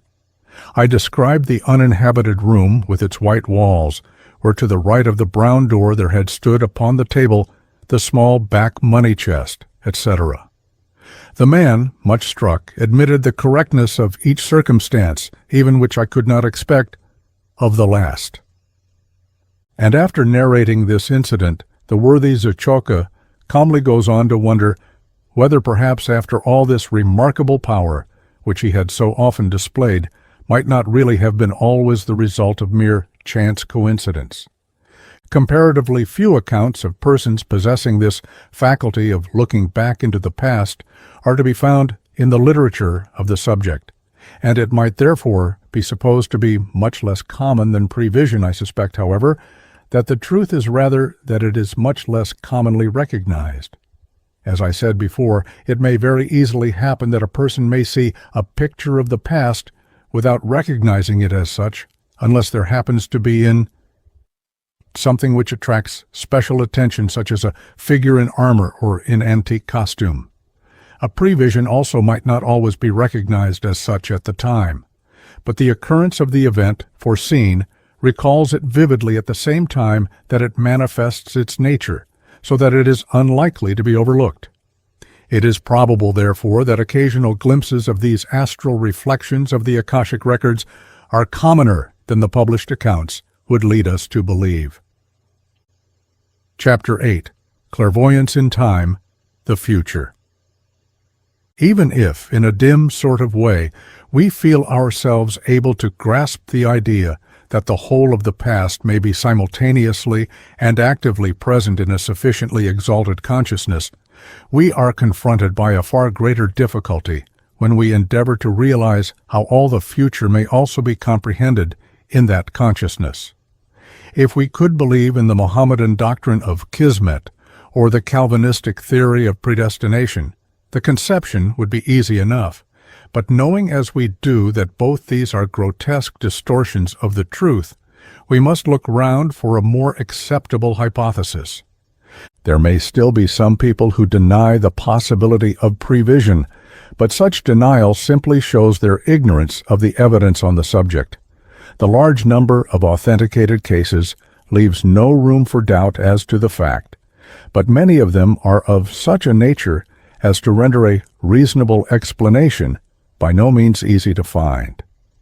It is evident that the ego possesses a certain amount of previsional faculty, and if the events foreseen were always of great importance, one might suppose that an extraordinary stimulus had enabled him for that occasion only to make a clear impression of what he saw upon his lower personality. No doubt that is the explanation of many of the cases in which death or grave disaster is foreseen, but there are a large number of instances on record to which it does not seem to apply, since the events foretold are frequently exceedingly trivial and unimportant. A well-known story of second sight in Scotland will illustrate what I mean. A man who had no belief in the occult was forewarned by a higher seer of the approaching death of a neighbor. The prophecy was given with considerable wealth of detail, including a full description of the funeral with the names of the 4 pallbearers and others who would be present. The auditor seems to have laughed at the whole story and promptly forgotten it, but the death of his neighbor at the time foretold recalled the warning to mind, and he determined to falsify part of the prediction, at any rate by being one of the pallbearers himself. He succeeded in getting matters arranged as he wished, but just as the funeral was about to start, he was called away from his post by some small matter which detained him only a minute or two. As he came hurrying back, he saw with surprise that the procession had started without him, and that the prediction had been exactly fulfilled, for the 4 pallbearers were those who had been indicated in the vision. Now here is a very trifling matter which could have been of no possible importance to anybody, definitely foreseen months beforehand. And although a man makes a determined effort to alter the arrangement, indicated he fails entirely to effect it in the least. Certainly this looks very much like predestination, even down to the smallest detail, and it is only when we examine this question from higher planes that we are able to see our way to escape that theory. Of course, as I said before about another branch of the subject, a full explanation eludes us as yet, and obviously must do so until our knowledge is infinitely greater than it is now. The most that we can hope to do for the present is to indicate the line along which an explanation may be found, and there is no doubt whatever that just as what is happening now is the result of causes set in motion in the past, so what will happen in the future will be the result of causes already in operation. Even down here we can calculate that if certain actions are performed, certain results will follow, but our reckoning is constantly liable to be disturbed by the interference of factors which we have not been able to take into account. But if we raise our consciousness to the mental plane, we can see very much farther into the results of our actions. We can trace, for example, the effect of a casual word not only upon the person to whom it was addressed, but through him on many others as it is passed on in widening circles, until it seems to have affected the whole country, and one glimpse of such a vision is far more efficient than any number of moral precepts in pressing upon us the necessity of extreme circumspection in thought, word, and deed. Not only can we from that plane see thus fully the result of every action, but we can also see where and in what way the results of other actions apparently quite unconnected with it will interfere with and modify it. In fact, it may be said that the results of all causes at present in action are clearly visible, that the future as it would be if no entirely new causes should arise lies open before our gaze.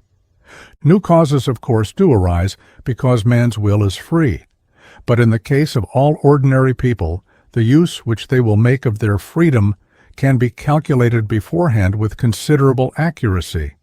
The average man has so little real will that he is very much the creature of circumstances.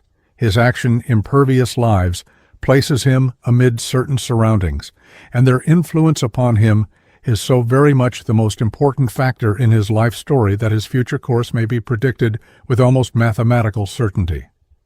With the developed man, the case is different. For him, also, the main events of life are arranged by his past actions, but the way in which he will allow them to affect him, the methods by which he will deal with them and perhaps triumph over them, these are all his own, and they cannot be foreseen even on the mental plane except as probabilities. Looking down on man's life in this way from above, it seems as though his free will could be exercised only at certain crises in his career. He arrives at a point in his life where there are obviously 2 or 3 alternative courses open before him. He is absolutely free to choose which of them he pleases, and although someone who knew his nature thoroughly well might feel almost certain what his choice would be, such knowledge on his friend's part is in no sense a compelling force. But when he has chosen, he has to go through with it and take the consequences. Having entered upon a particular path, he may, in many cases, be forced to go on for a very long way before he has an opportunity to turn aside. His position is somewhat like that of the driver of a train. When he comes to a junction, he may have the point set either this way or that, and so can pass on to whichever line he pleases. But when he has passed on to one of them, he is compelled to run on along the line which he has selected until he reaches another set of points, where again an opportunity of choice is offered to him. Now, in looking down from the mental plane, these points of new departure would be clearly visible, and all the results of each choice would lie open before us, certain to be worked out even to the smallest detail. The only point which would remain uncertain would be the all-important one as to which choice the man would make. We should, in fact, have not one but several futures mapped out before our eyes, without necessarily being able to determine which of them would materialize itself into accomplished fact. In most instances, we should see so throng a probability that we should not hesitate to come to a decision, but the case which I have described is certain theoretically possible. Still, even this much knowledge would enable us to do with safety a good deal of prediction, and it is not difficult for us to imagine that a far higher power than ours might always be able to foresee which way every choice would go, and, consequently, to prophesy with absolute certainty. On the Buddhic plane, however, no such elaborate process of conscious calculation is necessary, for, as I said before, in some manner which down here is totally inexplicable, the past, the present, and the future are there all existing simultaneously. One can only accept this fact, for its cause lies in the faculty of the plane, and the way in which this higher faculty works is naturally quite incomprehensible to the physical brain. Yet now and then one may meet with a hint that seems to bring us a trifle nearer to a dim possibility of comprehension. One such hint was given by Sir Olive Lodge in his address to the British Association at Cardiff. He said, "A luminous and helpful idea is that time is but a relative mode of regarding things. We progress through phenomena at a certain definite pace, and this subjective advance we interpret in an objective manner, as if events moved necessarily in this order and at this precise rate. But that may be only one mode of regarding them. The events may be in some sense in existence always, both past and future, and it may be we who are arriving at them, not they which happening. The analogy of a traveler in a railway train is useful. If he could never leave the train nor alter its pace, he would probably consider the landscapes as necessarily successive and be unable to conceive their coexistence. We perceive, therefore, a possible fourth-dimensional aspect about time, the inexorableness of whose flow may be a natural part of our present limitations. And if we once grasp the idea that past and future may be actually existing, we can recognize that they may have a controlling influence on all present action, and the two together may constitute the higher plane or totality of things, after which, as it seems to me, we are impelled to seek in connection with the directing of form or determinism and the action of living beings consciously directed to a definite and preconceived end. Time is not in reality the fourth dimension at all, yet to look at it for the moment from that point of view is some slight help towards grasping the ungraspable. Suppose that we hold a wooden cone at right angles to a sheet of paper and slowly push it through its point first. A microbe living on the surface of that sheet of paper and having no power of conceiving anything outside of that surface could not only never see the cone as a whole, but could form no sort of conception of such a body at all.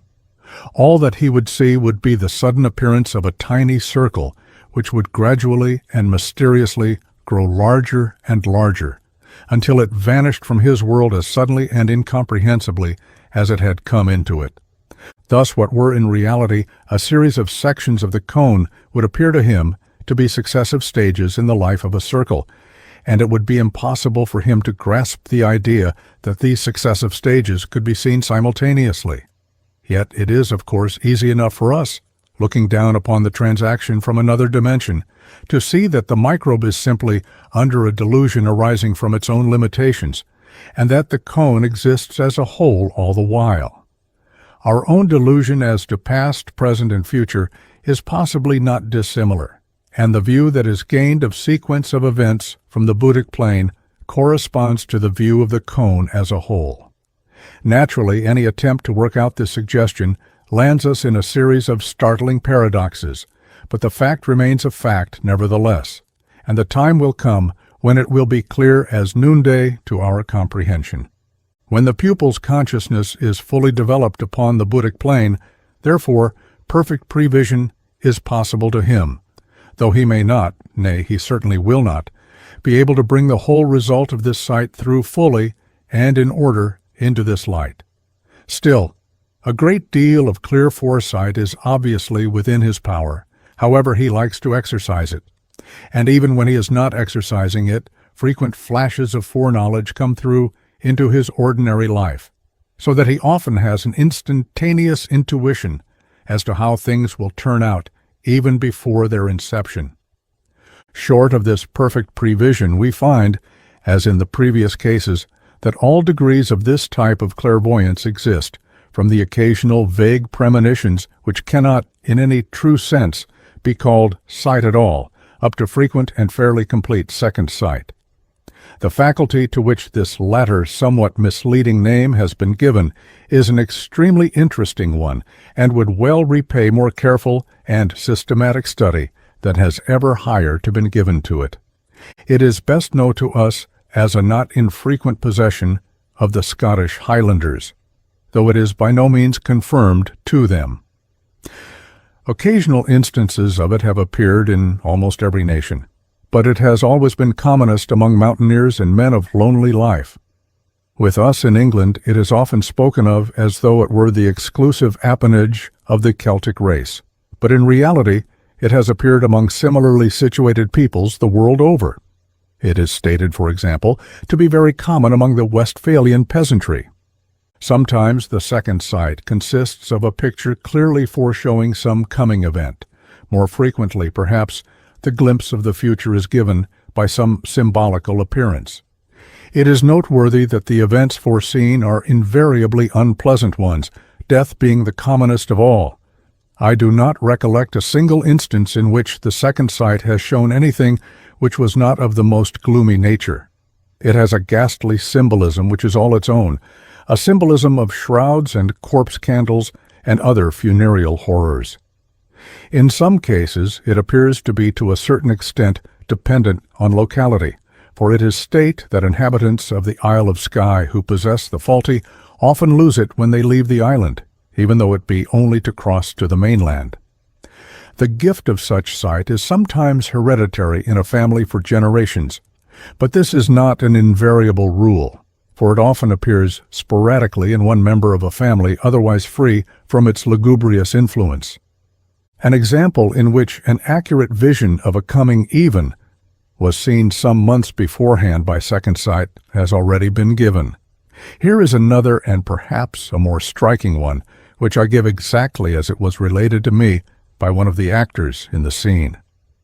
We plunged into the jungle and had walked on for about an hour without much success, when Cameron, who happened to be next to me, stopped suddenly, turned pale as death, and, pointing straight before him, cried in accents of horror, "See! See! Merciful heaven, look there!" "Where? What is it?" we all shouted confusedly, as we rushed up to him and looked round in expectation of encountering a tiger, a cobra, we hardly knew what, but assuredly something terrible, since it had been sufficient to cause such evident emotion in our usually self-contained comrade. But neither tiger nor cobra was visible, nothing but Cameron pointing with ghastly, haggard face and staring eyeballs at something we could not see. "Cameron, Cameron," cried I, seizing his arm, "for heaven's sake, speak! What is the matter?" Scarcely were the words out of my mouth when a low but very peculiar sound struck on my ear, and Cameron, dropping his pointing hand, said in a hoarse, strained voice, "There, you heard it! Thank God it's over!" and fell to the ground insensible. There was a momentary confusion while we unfastened his collar, and I dashed in his face some water which I fortunately had in my flask, while another tried to pour brandy between his clenched teeth, and under cover of it whispered to the man next to me, one of our greatest skeptics, by the way, "Beauchamp, did you hear anything?" "Why, yes," he replied, "a curious sound, very, a sort of crash or rattle far away in the distance, yet very distinct. If the thing were not utterly impossible, I could have sworn it was the rattle of musketry." "Just my impression," murmured I, "but hush, he is recovering." In a minute or two he was able to speak feebly, and began to thank us and apologize for giving trouble, and soon he sat up, leaning against a tree, and in a firm though still low voice said, "My dear friends, I feel I owe you an explanation of my extraordinary behavior. It is an explanation that I would fain avoid giving, but it must come some time, and so may as well be given now. You may perhaps have noticed that when during our voyage you all join in scoffing at dreams, portents, and visions, I invariably avoided giving any opinion on the subject. I did so because, while I had no desire to court ridicule or provoke discussion, I was unable to agree with you, knowing only too well from my own dread experience that the world which men agree to call that of the supernatural is just as real as, nay, perhaps even far more real than this world we see about us. In other words, I, like many of my countrymen, am cursed with the gift of second sight, that awful faculty which foretells in vision calamities that are shortly to occur. Such a vision I had just now, and its exceptional horror moved me as you have seen. I saw before me a corpse, not that of one who has died a peaceful natural death, but that of the victim of some terrible accident, a ghastly, shapeless mass, with a face swollen, crushed, unrecognizable. I saw this dreadful object placed in a coffin, and the funeral service performed over it. I saw the burial ground, I saw the clergyman, and though I had never seen either before, I can picture both perfectly in my mind's eye now. I saw you, myself, Beauchamp, all of us and many more, standing round as mourners. I saw the soldiers raise their muskets after the service was over. I heard the volley they fired, and then I knew no more. As he spoke of that volley of musketry, I glanced across with a shudder at Beauchamp, and the look of stony horror on that handsome skeptic's face was not to be forgotten. This is only one incident, and by no means the principal one, in a very remarkable story of psychic experience. But as for the moment we are concerned merely with the example of second sight which it gives us, I need only say that later in the day, the party of young soldiers discovered the body of their commanding officer in the terrible condition so graphically described by Mr. Cameron. The narrative continues.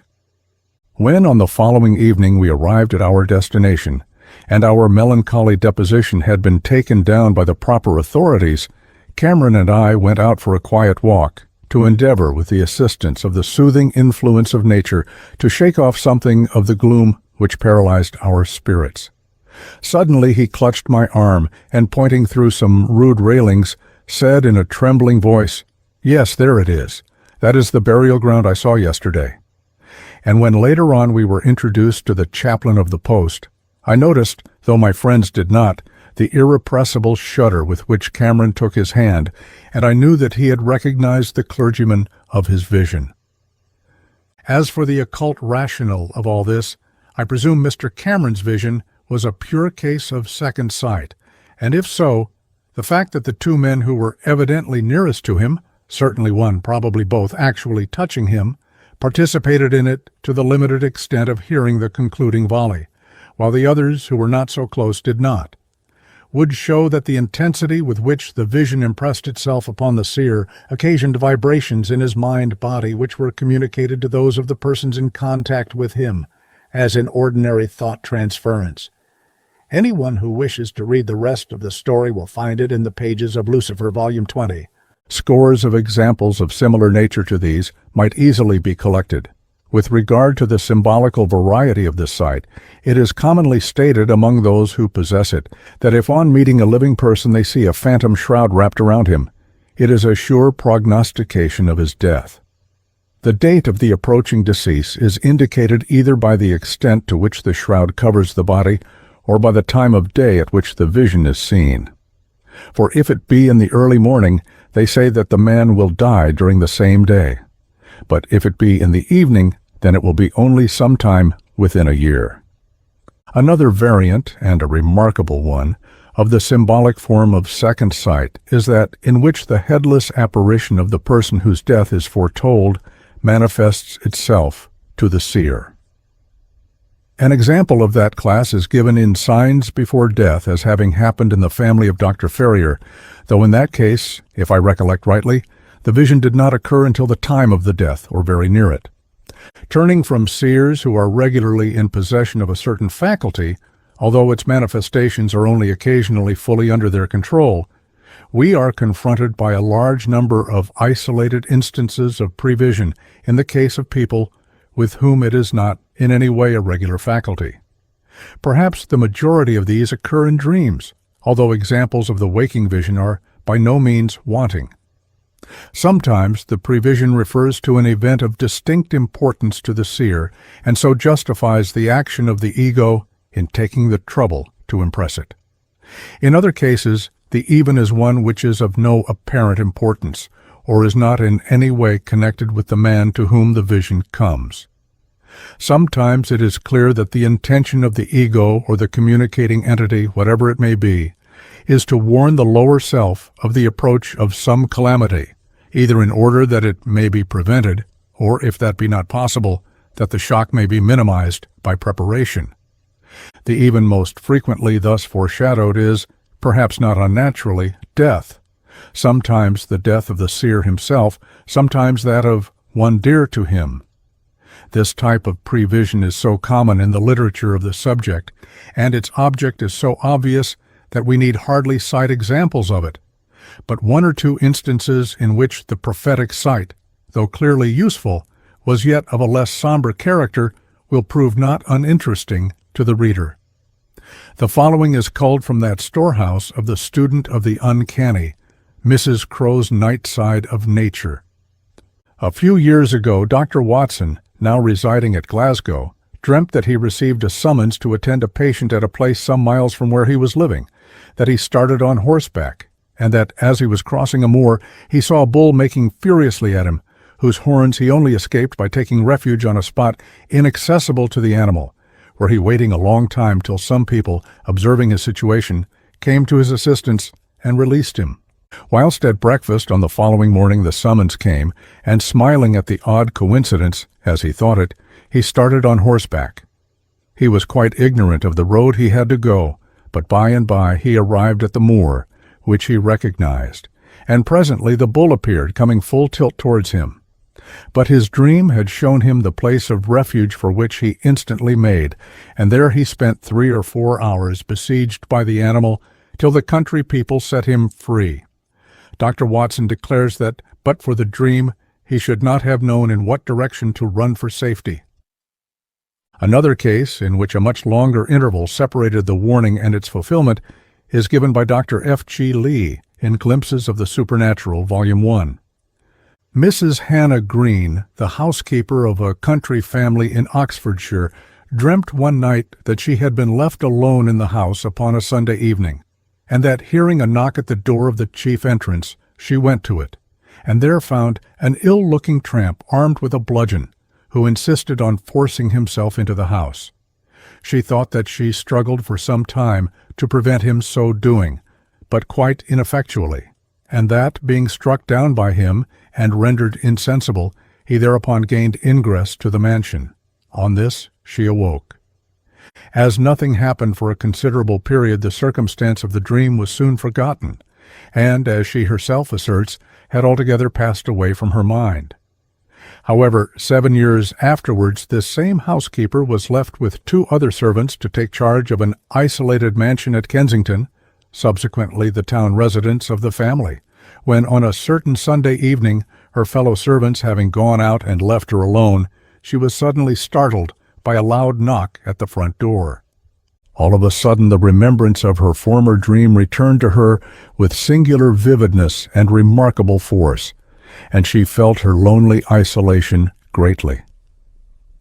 Accordingly, having at once lighted a lamp on the hall table, during which act the loud knock was repeated with vigor, she took the precaution to go up to a landing on the Star and throw up the window, and there, to her intense terror, she saw in the flesh the very man who years previously she had seen in her dream, armed with a bludgeon and demanding an entrance. With a great presence of mind she went down to the chief entrance, made that and other doors and windows more secure, and then rang the various bells of the house violently, and placed lights in the upper rooms. It was concluded that by the acts the intruder was scared away. Evidently, in this case also the dream was of practical use, as without it the worthy housekeeper would without doubt, from sheer force of habit, have opened the door in the ordinary way in answer to the knock. It is not, however, only in dream that the ego impresses his lower self with what he thinks it well for it to know. Many instances showing this might be taken from the books, but instead of quoting from them, I will give a case related only a few weeks ago by a lady of my acquaintance. A case which, although not surrounded with any romantic incident, has at least the merit of being new. My friend, then, has 2 quite young children, and a little while ago the elder of them caught, as was supposed, a bad cold and suffered for some days from a complete stoppage in the upper part of the nose. The mother thought little of this, expecting it to pass off, until one day she suddenly saw before her in the air what she describes as a picture of a room, in the center of which was a table on which her child was lying insensible or dead, with some people bending over her.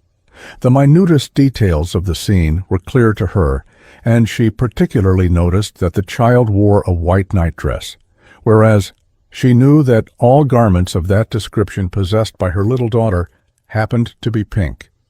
The vision impressed her considerably, and suggested to her for the first time that the child might be suffering from something more serious than a cold, so she carried her off to a hospital for examination. The surgeon who attended to her discovered the presence of dangerous growth in the nose, which he pronounced must be removed. A few days later, the child was taken to the hospital for the operation and was put to bed. When the mother arrived at the hospital, she found she had forgotten to bring one of the child's nightdresses, and so the nurses had to supply one, which was white. In this white dress, the operation was performed on the girl the next day, in the room that her mother saw in her vision, every circumstance being exactly reproduced. In all these cases, the prevision achieved its result, but the books are full of stories of warnings neglected or scouted, and of the disaster that consequently followed. In some cases, the information is given to someone who has practically no power to interfere in the matter, as in the historic instance when John Williams, a Cornish mine manager, foresaw in the minutest detail, 8 or 9 days before it took place, the assassination of Mr. Spencer Perceval, the then Chancellor of the Exchequer, in the lobby of the House of Commons. Even in this case, however, it is just possible that something might have been done, for we read that Mr. Williams was so much impressed that he consulted his friends as to whether he ought not to go up to London to warn Mr. Perceval. Unfortunately, they dissuaded him, and the assassination took place. It does not seem very probable that even if he had gone up to town and related his story, much attention would have been paid to him. Still, there is just the possibility that some precautions might have been taken which would have prevented the murder. There is little to show us what particular action on higher planes led to this curious prophetic vision. The parties were entirely unknown to one another, so that it was not caused by any close sympathy between them. If it was an attempt made by some helper to avert the threatened doom, it seems strange that no one who was sufficiently impressible could be found nearer than Cornwall. Perhaps Mr. Williams, when on the astral plane during sleep, somehow came across this reflection of the future, and being naturally horrified thereby, passed it on to his lower mind in the hope that somehow something might be done to prevent it. But it is impossible to diagnose the case with certainty, without examining the Akashic records to see what actually took place. A typical instance of the absolutely purposeless foresight is that related by Mr. Stead in his Real Ghost Stories of his friend Miss Freer, commonly known as Miss X. When staying at a country house, this lady, being wide awake and fully conscious, once saw a dog cart drawn by a white horse standing at the hall door with 2 strangers in it, one of whom got out of the cart and stood playing with a terrier. She noticed that he was wearing an ulster, and also particularly observed the fresh wheel marks made by the cart on the gravel. Nevertheless, there was no cart there at the time, but half an hour later 2 strangers did drive up in such an equipage, and every detail of the lady's vision was accurately fulfilled. Mr. Stead goes on to cite another instance of equally purposeless prevision, where 7 years separated the dream, for in this case it was a dream, and its fulfillment. All these instances, and they are merely random selections from many hundreds, show that a certain amount of prevision is undoubtedly possible to the ego, and such cases would evidently be much more frequent if it were not for the exceeding density and lack of response in the lower vehicles of the majority of what we call civilized mankind, qualities chiefly attributable to the gross practical materialism of the present age. I am not thinking of any profession of materialistic belief as common, but of the fact that in all practical affairs of daily life, nearly everyone is guided solely by considerations of worldly interest in some shape or other. In many cases, the ego himself may be an undeveloped one, and his prevision consequently very vague. In others, he himself may see clearly, but may find his lower vehicles so unimpressible that all he can succeed in getting through into his physical brain may be an indefinite presage of coming disaster. Again, there are cases in which a premonition is not the work of the ego at all, but of some outside entity, who for some reasons takes a friendly interest in the person to whom the feeling comes. In the work which I quote above, Mr. Stead tells us of the certainty which he felt many months beforehand that he would be left in charge of the Pall Mall Gazette. Though from an ordinary point of view, nothing seemed less probable. Whether that foreknowledge was the result of an impression made by his own ego or of a friendly hint from someone else, it is impossible to say without definite investigation.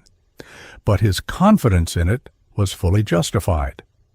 There is one more variety of clairvoyance in time which ought not to be left without mention. It is a comparatively rare one, but there are enough examples on record to claim our attention, though unfortunately the particulars given do not usually include those which we should require in order to be able to diagnose it with certainty. I refer to the cases in which spectral armies or phantom flocks of animals have been seen. In The Night Side of Nature we have accounts of several such visions. We are there told how at Havre Park near Ripley, a body of soldiers in white uniform, amounting to several hundreds, was seen by reputable people to go through various evolutions and then vanish, and how some years earlier a similar visionary army was seen in the neighborhood of Inverness by a respectable farmer and his son. In this case also the number of troops was very great, and the spectators had not the slightest doubt at first that they were substantial forms of flesh and blood. They counted at least 16 pairs of columns and had abundance of time to observe every particular. The front ranks marched 7 abreast and were accompanied by a good many women and children who were carrying tin cans and other implements of cookery. The men were clothed in red, and their arms shone brightly in the sun. In the midst of them was an animal, a deer or horse, they could not distinguish which, that they were driving furiously forward with their bayonets. The younger of the two men observed to the other that every now and then the rear ranks were obliged to run to overtake the van, and the elder one, who had been a soldier, remarked that that was always the case and recommended him, if he ever served, to try to march in the front. There was only one mounted officer. He rode a gray dragoon horse and wore a gold-laced hat and blue hussar cloak with wide-open sleeves lined with red. The two spectators observed him so particularly that they said afterwards they should recognize him anywhere. They were, however, afraid of being ill-treated or forced to go along with the troops, whom they concluded to have come from Ireland, and landed at Hintyre, and whilst they were climbing over a dike to get out of their way, the whole thing vanished. A phenomenon of the same sort was observed in the earlier part of the century at Paderborn in Westphalia, and seen by at least 30 people. But as some years later a review of 20,000 men was held on the very same spot, it was concluded that the vision must have been some sort of second sight, a faculty not uncommon in the district. Such spectral hosts, however, are sometimes seen where an army of ordinary men could by no possibility have marched, either before or after. One of the most remarkable accounts of such apparitions is given by Miss Harriet Martineau in her description of the English lakes. She writes as follows: "This Sutor or Sutra Fell is the mountain on which ghosts appeared in myriads at intervals during 10 years of the last century, presenting the same appearances to 26 chosen witnesses, and to all the inhabitants of all the cottages within view of the mountain, and for a space of 2 hours and a half at one time, the spectral show being closed by darkness. The mountain, be it remembered, is full of precipices which defy all marching of bodies of men, and the north and west sides present a sheer perpendicular of 900 feet. On Midsummer Eve, 1735, a farm servant of Mr. Lancaster, half a mile from the mountain, saw the eastern side of its summit covered with troops, which pursued their onward march for an hour. They came in distinct bodies from an eminence on the north and disappeared in a niche in the summit. When the poor fellow told his tale, he was insulted on all hands, as original observers usually are when they see anything wonderful. 2 years after, also on a Midsummer Eve, Mr. Lancaster saw some men there, apparently following their horses, as if they had returned from hunting. He thought nothing of this, but he happened to look up again 10 minutes after, and saw the figures now mounted and followed by an interminable array of troops, 5 abreast, marching from the eminence and over the cleft as before. All the family saw this and the maneuvers of the force, as each company was kept in order by a mounted officer who galloped this way and that. As the shades of twilight came on, the disciple appeared to relax, and the troops intermingled, and rode at unequal paces till all was lost in darkness. Now, of course, all the Lancasters were insulted, as their servant had been, but their justification was not long delayed. On the Midsummer Eve of the fearful 1745, 26 persons, expressly summoned by the family, saw all that had been seen before, and more. Carriages were now interspersed with the troops, and everybody knew that no carriages had been, or could be, on the summit of Sutter Fell. The multitude was beyond imagination, for the troops filled a space of a mile, and marched quickly till night hid them, still marching. There was nothing vaporous or indistinct about the appearance of the specters. So real did they seem, that some of the people went up the next morning to look for the hoof marks of the horses, and awful it was to them to find not one footprint on heather or grass. The witnesses attested the whole story on oath before a magistrate, and fearful were the expectations held by the whole countryside about the coming events of the Scotch Rebellion. It now comes out that 2 other persons had seen something of the sort in the interval, viz., in 1743, but had concealed it to escape the insults to which their neighbors were subjected. Mr. Wren of Wilton Hall and his farm servant saw one summer evening a man and a dog on the mountain pursuing some horses along a place so steep that a horse could hardly by any possibility keep a footing on it. Their speed was prodigious, and their disappearance at the south end of the fell so rapid that Mr. Wren and the servant went up the next morning to find the body of the man who must have been killed. Of man, horse, or dog they found not a trace, and they came down and held their tongues. When they did speak, they fared not much better for having 26 sworn comrades in their disgrace. As for the explanation, the editor of the Lonsdale magazine declared that it was discovered that on the Midsummer Eve of 1745, the rebels were exercising on the western coast of Scotland, whose movements had been reflected by some transparent vapor, similar to the Fata Morgana.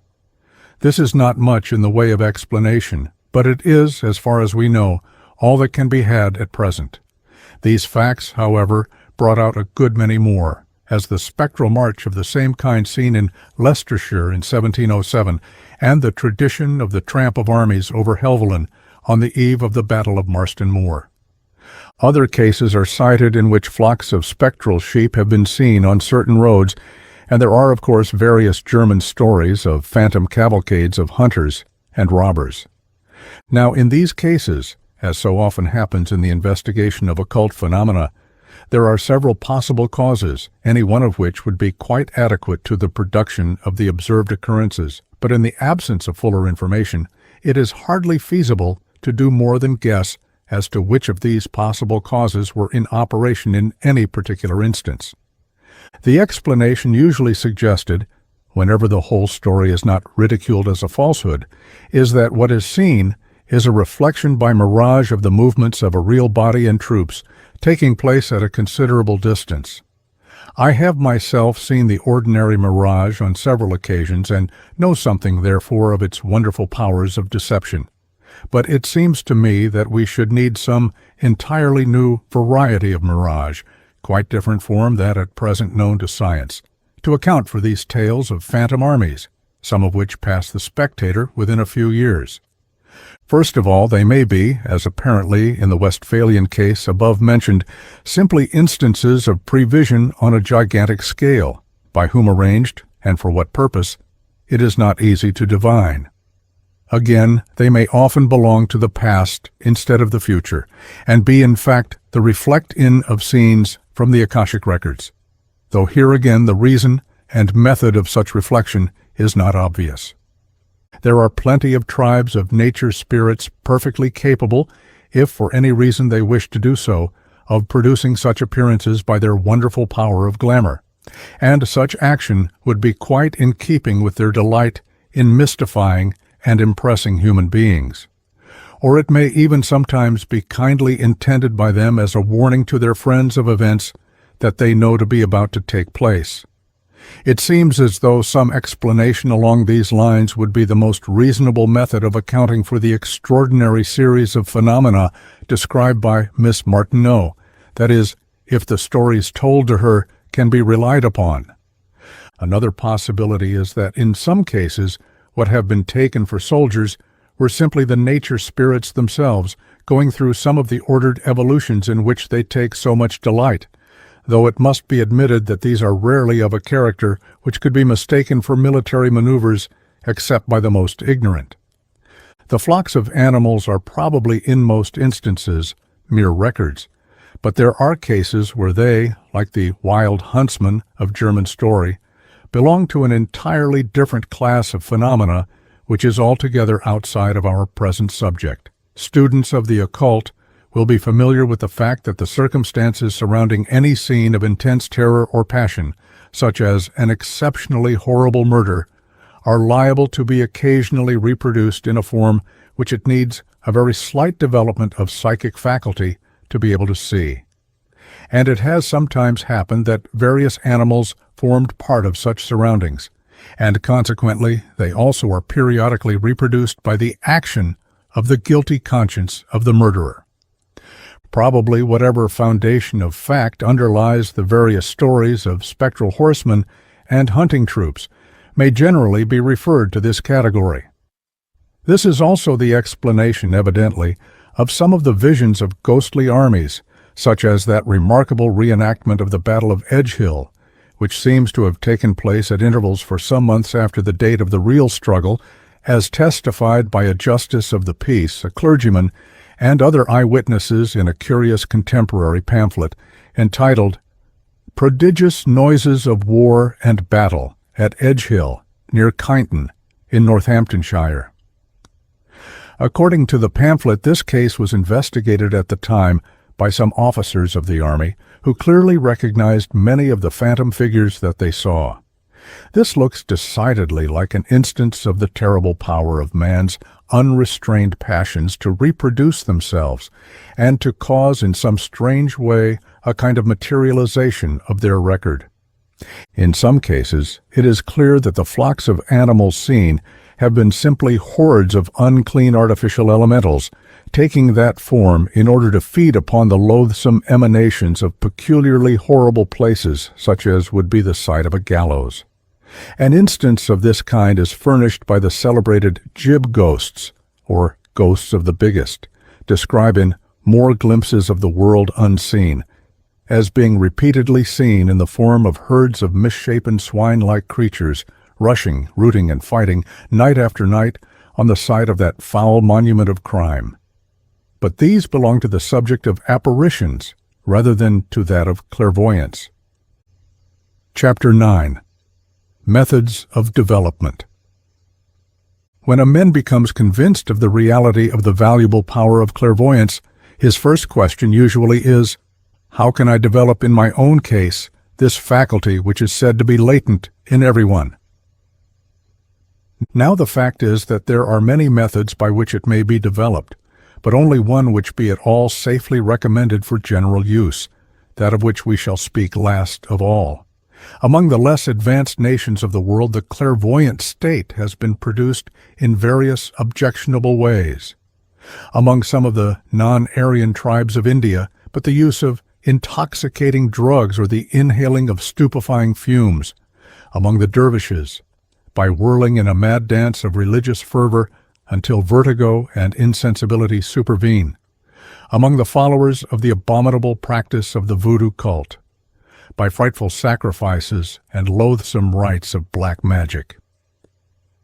Methods such as these are happily not in vogue in our race, yet even among us large numbers of dabblers in this ancient art adopt some plan of self-hypnotization, such as gazing at a bright spot, or the repetition of some formula until a condition of semi-stupefaction is produced, while yet another school among them would endeavor to arrive at similar results by the use of some of the Indian systems of regulation of the breath.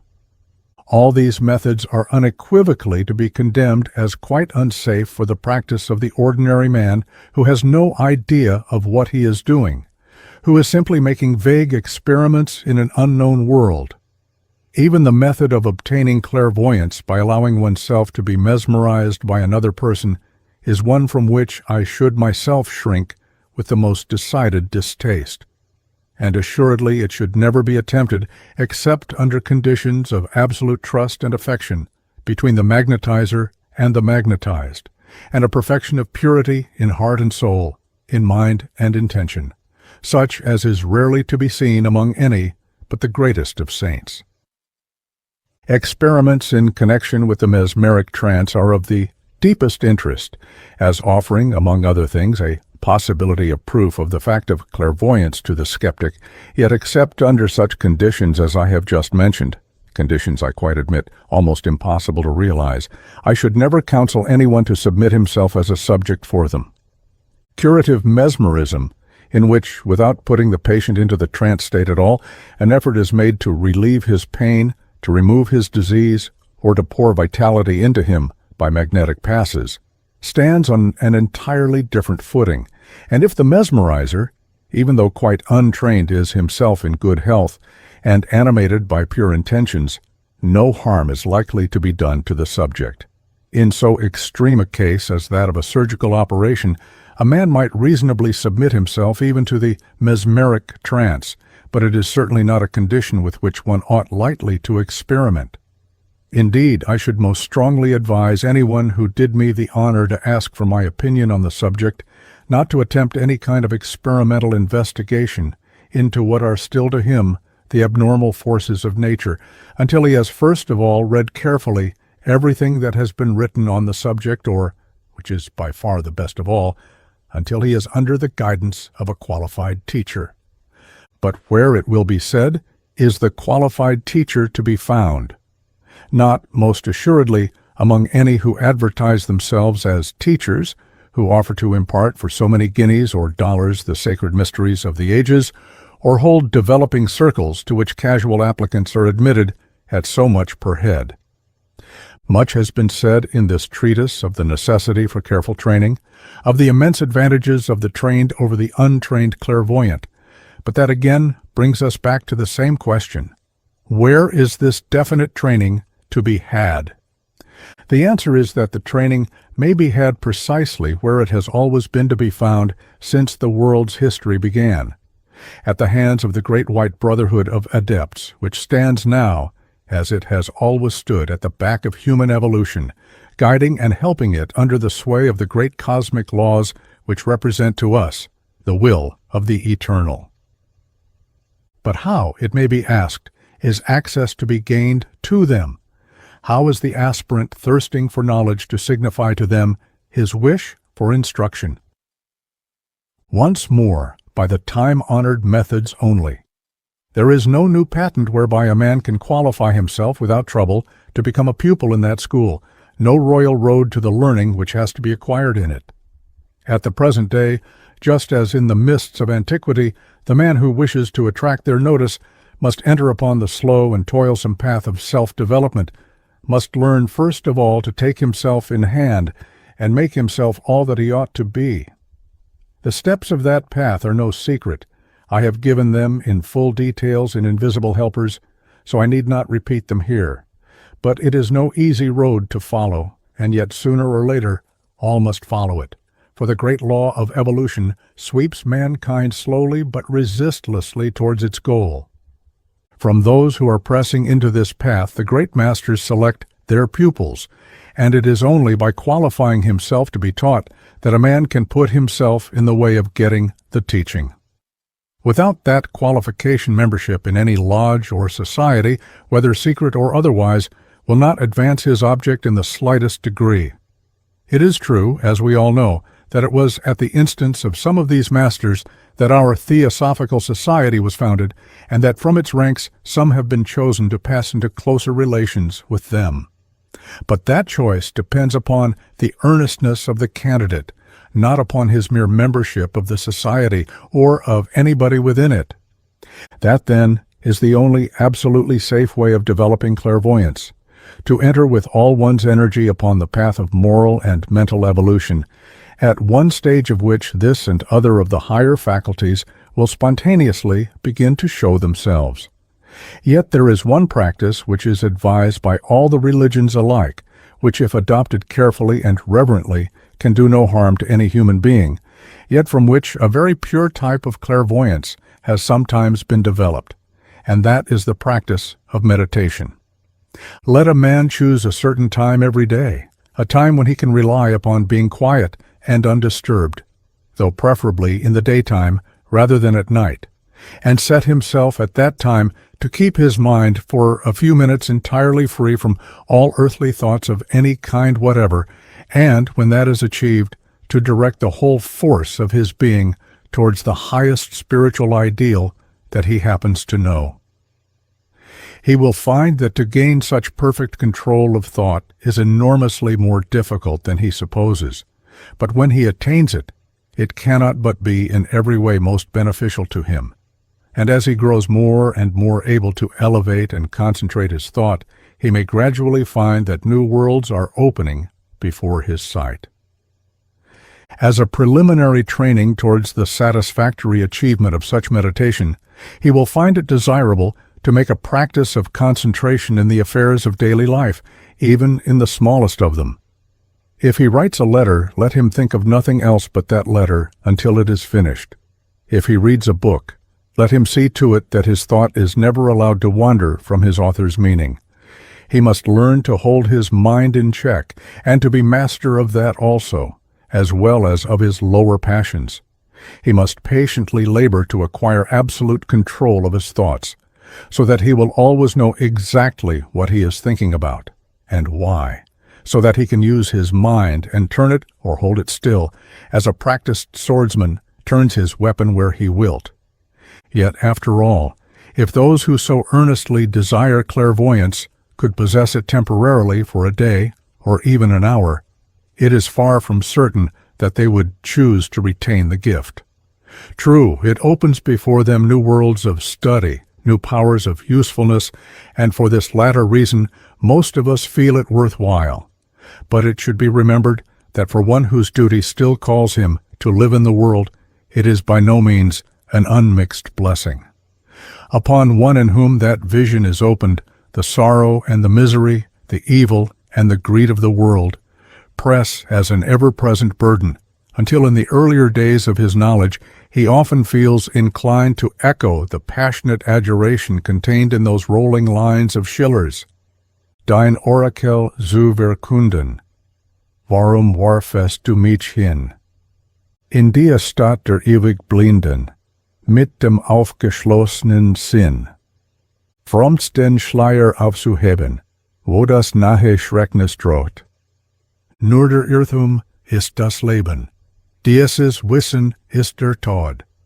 Nimm, o nimm die traurige Klarheit vom Aug, den blutgen Schein. Schrecklich ist es deiner Wahrheit sterbliches Gefas zu sein. Which may perhaps be translated, Why hast thou cast me thus into the town of the ever-blind, to proclaim thine oracle by the opened sense? What profits it to lift the veil where the near darkness threatens? Only ignorance is life. This knowledge is death. Take back this sad clear-sightedness. Take from mine eyes this cruel light. It is horrible to be the mortal channel of thy truth. And again later he cries, Give me back my blindness, the happy darkness of my senses. Take back thy dreadful gift. But this, of course, is a feeling which passes, for the higher sight soon shows the pupil something beyond the sorrow. Soon bears in upon his soul the overwhelming certainty that, whatever appearances down here may seem to indicate, all things are without shadows of doubt working together for the eventual good of all. He reflects that the sin and the suffering are there, whether he is able to perceive them or not, and that when he can see them, he is after all better able to give efficient help than he would be if he were working in the dark. And so by degrees he learns to bear his share of the heavy karma of the world. Some misguided mortals there are who, having the good fortune to possess some slight touch of this higher power, are nevertheless so absolutely destitute of all right feeling in connection with it as to use it for the most sordid ends, actually even to advertise themselves as test and business clairvoyants. Needless to say, such use of the faculty is a mere prostitution and degradation of it, showing that its unfortunate possessor has somehow got hold of it before the moral side of his nature has been sufficiently developed to stand the strain which it imposes. A perception of the amount of evil karma that may be generated by such action in a very short time changes one's disgust into pity for the unhappy perpetrator of that sacrilegious folly. It is sometimes object that the possession of clairvoyance destroys all privacy and confers a limitless ability to explore the secrets of others. No doubt it does confer such an ability, but nevertheless the suggestion is an amusing one to anyone who knows anything practically about the matter. Such an objection may possibly be well-founded as regards the very limited powers of the test and business clairvoyant, but the man who brings it forward against those who have had the faculty opened for them in the course of their instruction, and consequently possess it fully, is forgetting three fundamental facts. First, that it is quite inconceivable that anyone, having before him the splendid fields for investigation which true clairvoyance opens up, could ever have the slightest wish to pry into the trumpery little secrets of any individual man. Secondly, that even if by some impossible chance our clairvoyant had such indecent curiosity about matters of petty gossip, there is, after all, such a thing as the honor of a gentleman which, on that plane as on this, would of course prevent him from contemplating for an instant the idea of gratifying it. And thirdly, in case, by any unheard-of possibility, one might encounter some variety of low-class Petri with whom the above considerations would have no weight, full instructions are always given to every pupil as soon as he develops any sign of faculty as to the limitations which are placed upon its use. Put briefly, these restrictions are that there shall be no prying, no selfish use of the power, and no displaying of phenomena. That is to say that the same considerations which would govern the actions of a man of right feeling upon the physical plane are expected to apply upon the astral and mental planes also. That the pupil is never under any circumstances to use the power which his additional knowledge gives to him in order to promote his own worldly advantage, or indeed in connection with gain in any way, and that he is never to give what is called in spiritualistic circle a test, that is, to do anything which will incontestably prove to skeptics on the physical plane that he possesses what to them would appear to be an abnormal power. With regard to this latter proviso, people often say, "But why should he not? It would be so easy to confute and convince your skeptic, and it would do him good." Such critics lose sight of the fact that, in the first place, none of those who know anything want to confute or convince skeptics, or trouble themselves in the slightest degree about the skeptic's attitude one way or the other. And in the second, they fail to understand how much better it is for that skeptic that he should gradually grow into an intellectual appreciation of the facts of nature, instead of being suddenly introduced to them by a knockdown blow, as it were. but the subject was fully considered many years ago in Mr. Sinnett's occult world, and it is needless to repeat again the arguments there adduced. It is very hard for some of our friends to realize that the silly gossip and idle curiosity, which so entirely fill the lives of the brainless majority on earth, can have no place in the more real life of the disciple, and so they sometimes inquire whether, even without any special wish to see, a clairvoyant might not casually observe some secret which another person was trying to keep, in the same way as one's glance might casually fall upon a sentence in someone else's letter, which happened to be lying open upon the table. Of course he might, but what if he did? The man of honor would at once avert his eyes in one case as in the other, and it would be as thought he had not seen. If objectors could but grasp the idea that no pupil cares about other people's business except when it comes within his province to try to help them, and that he has always a world of work of his own to attend to, they would not be so hopelessly far from understanding the facts of the wide life of the trained clairvoyant. Even from the little that I have said with regard to the restrictions laid upon the pupil, it will be obvious that in very many cases he will know much more than he is at liberty to say. That is, of course, true in a far wider sense of the great masters of wisdom themselves, and that is why those who have the privilege of occasionally entering their presence pay so much respect to their lightest word in subjects quite apart from the direct teaching.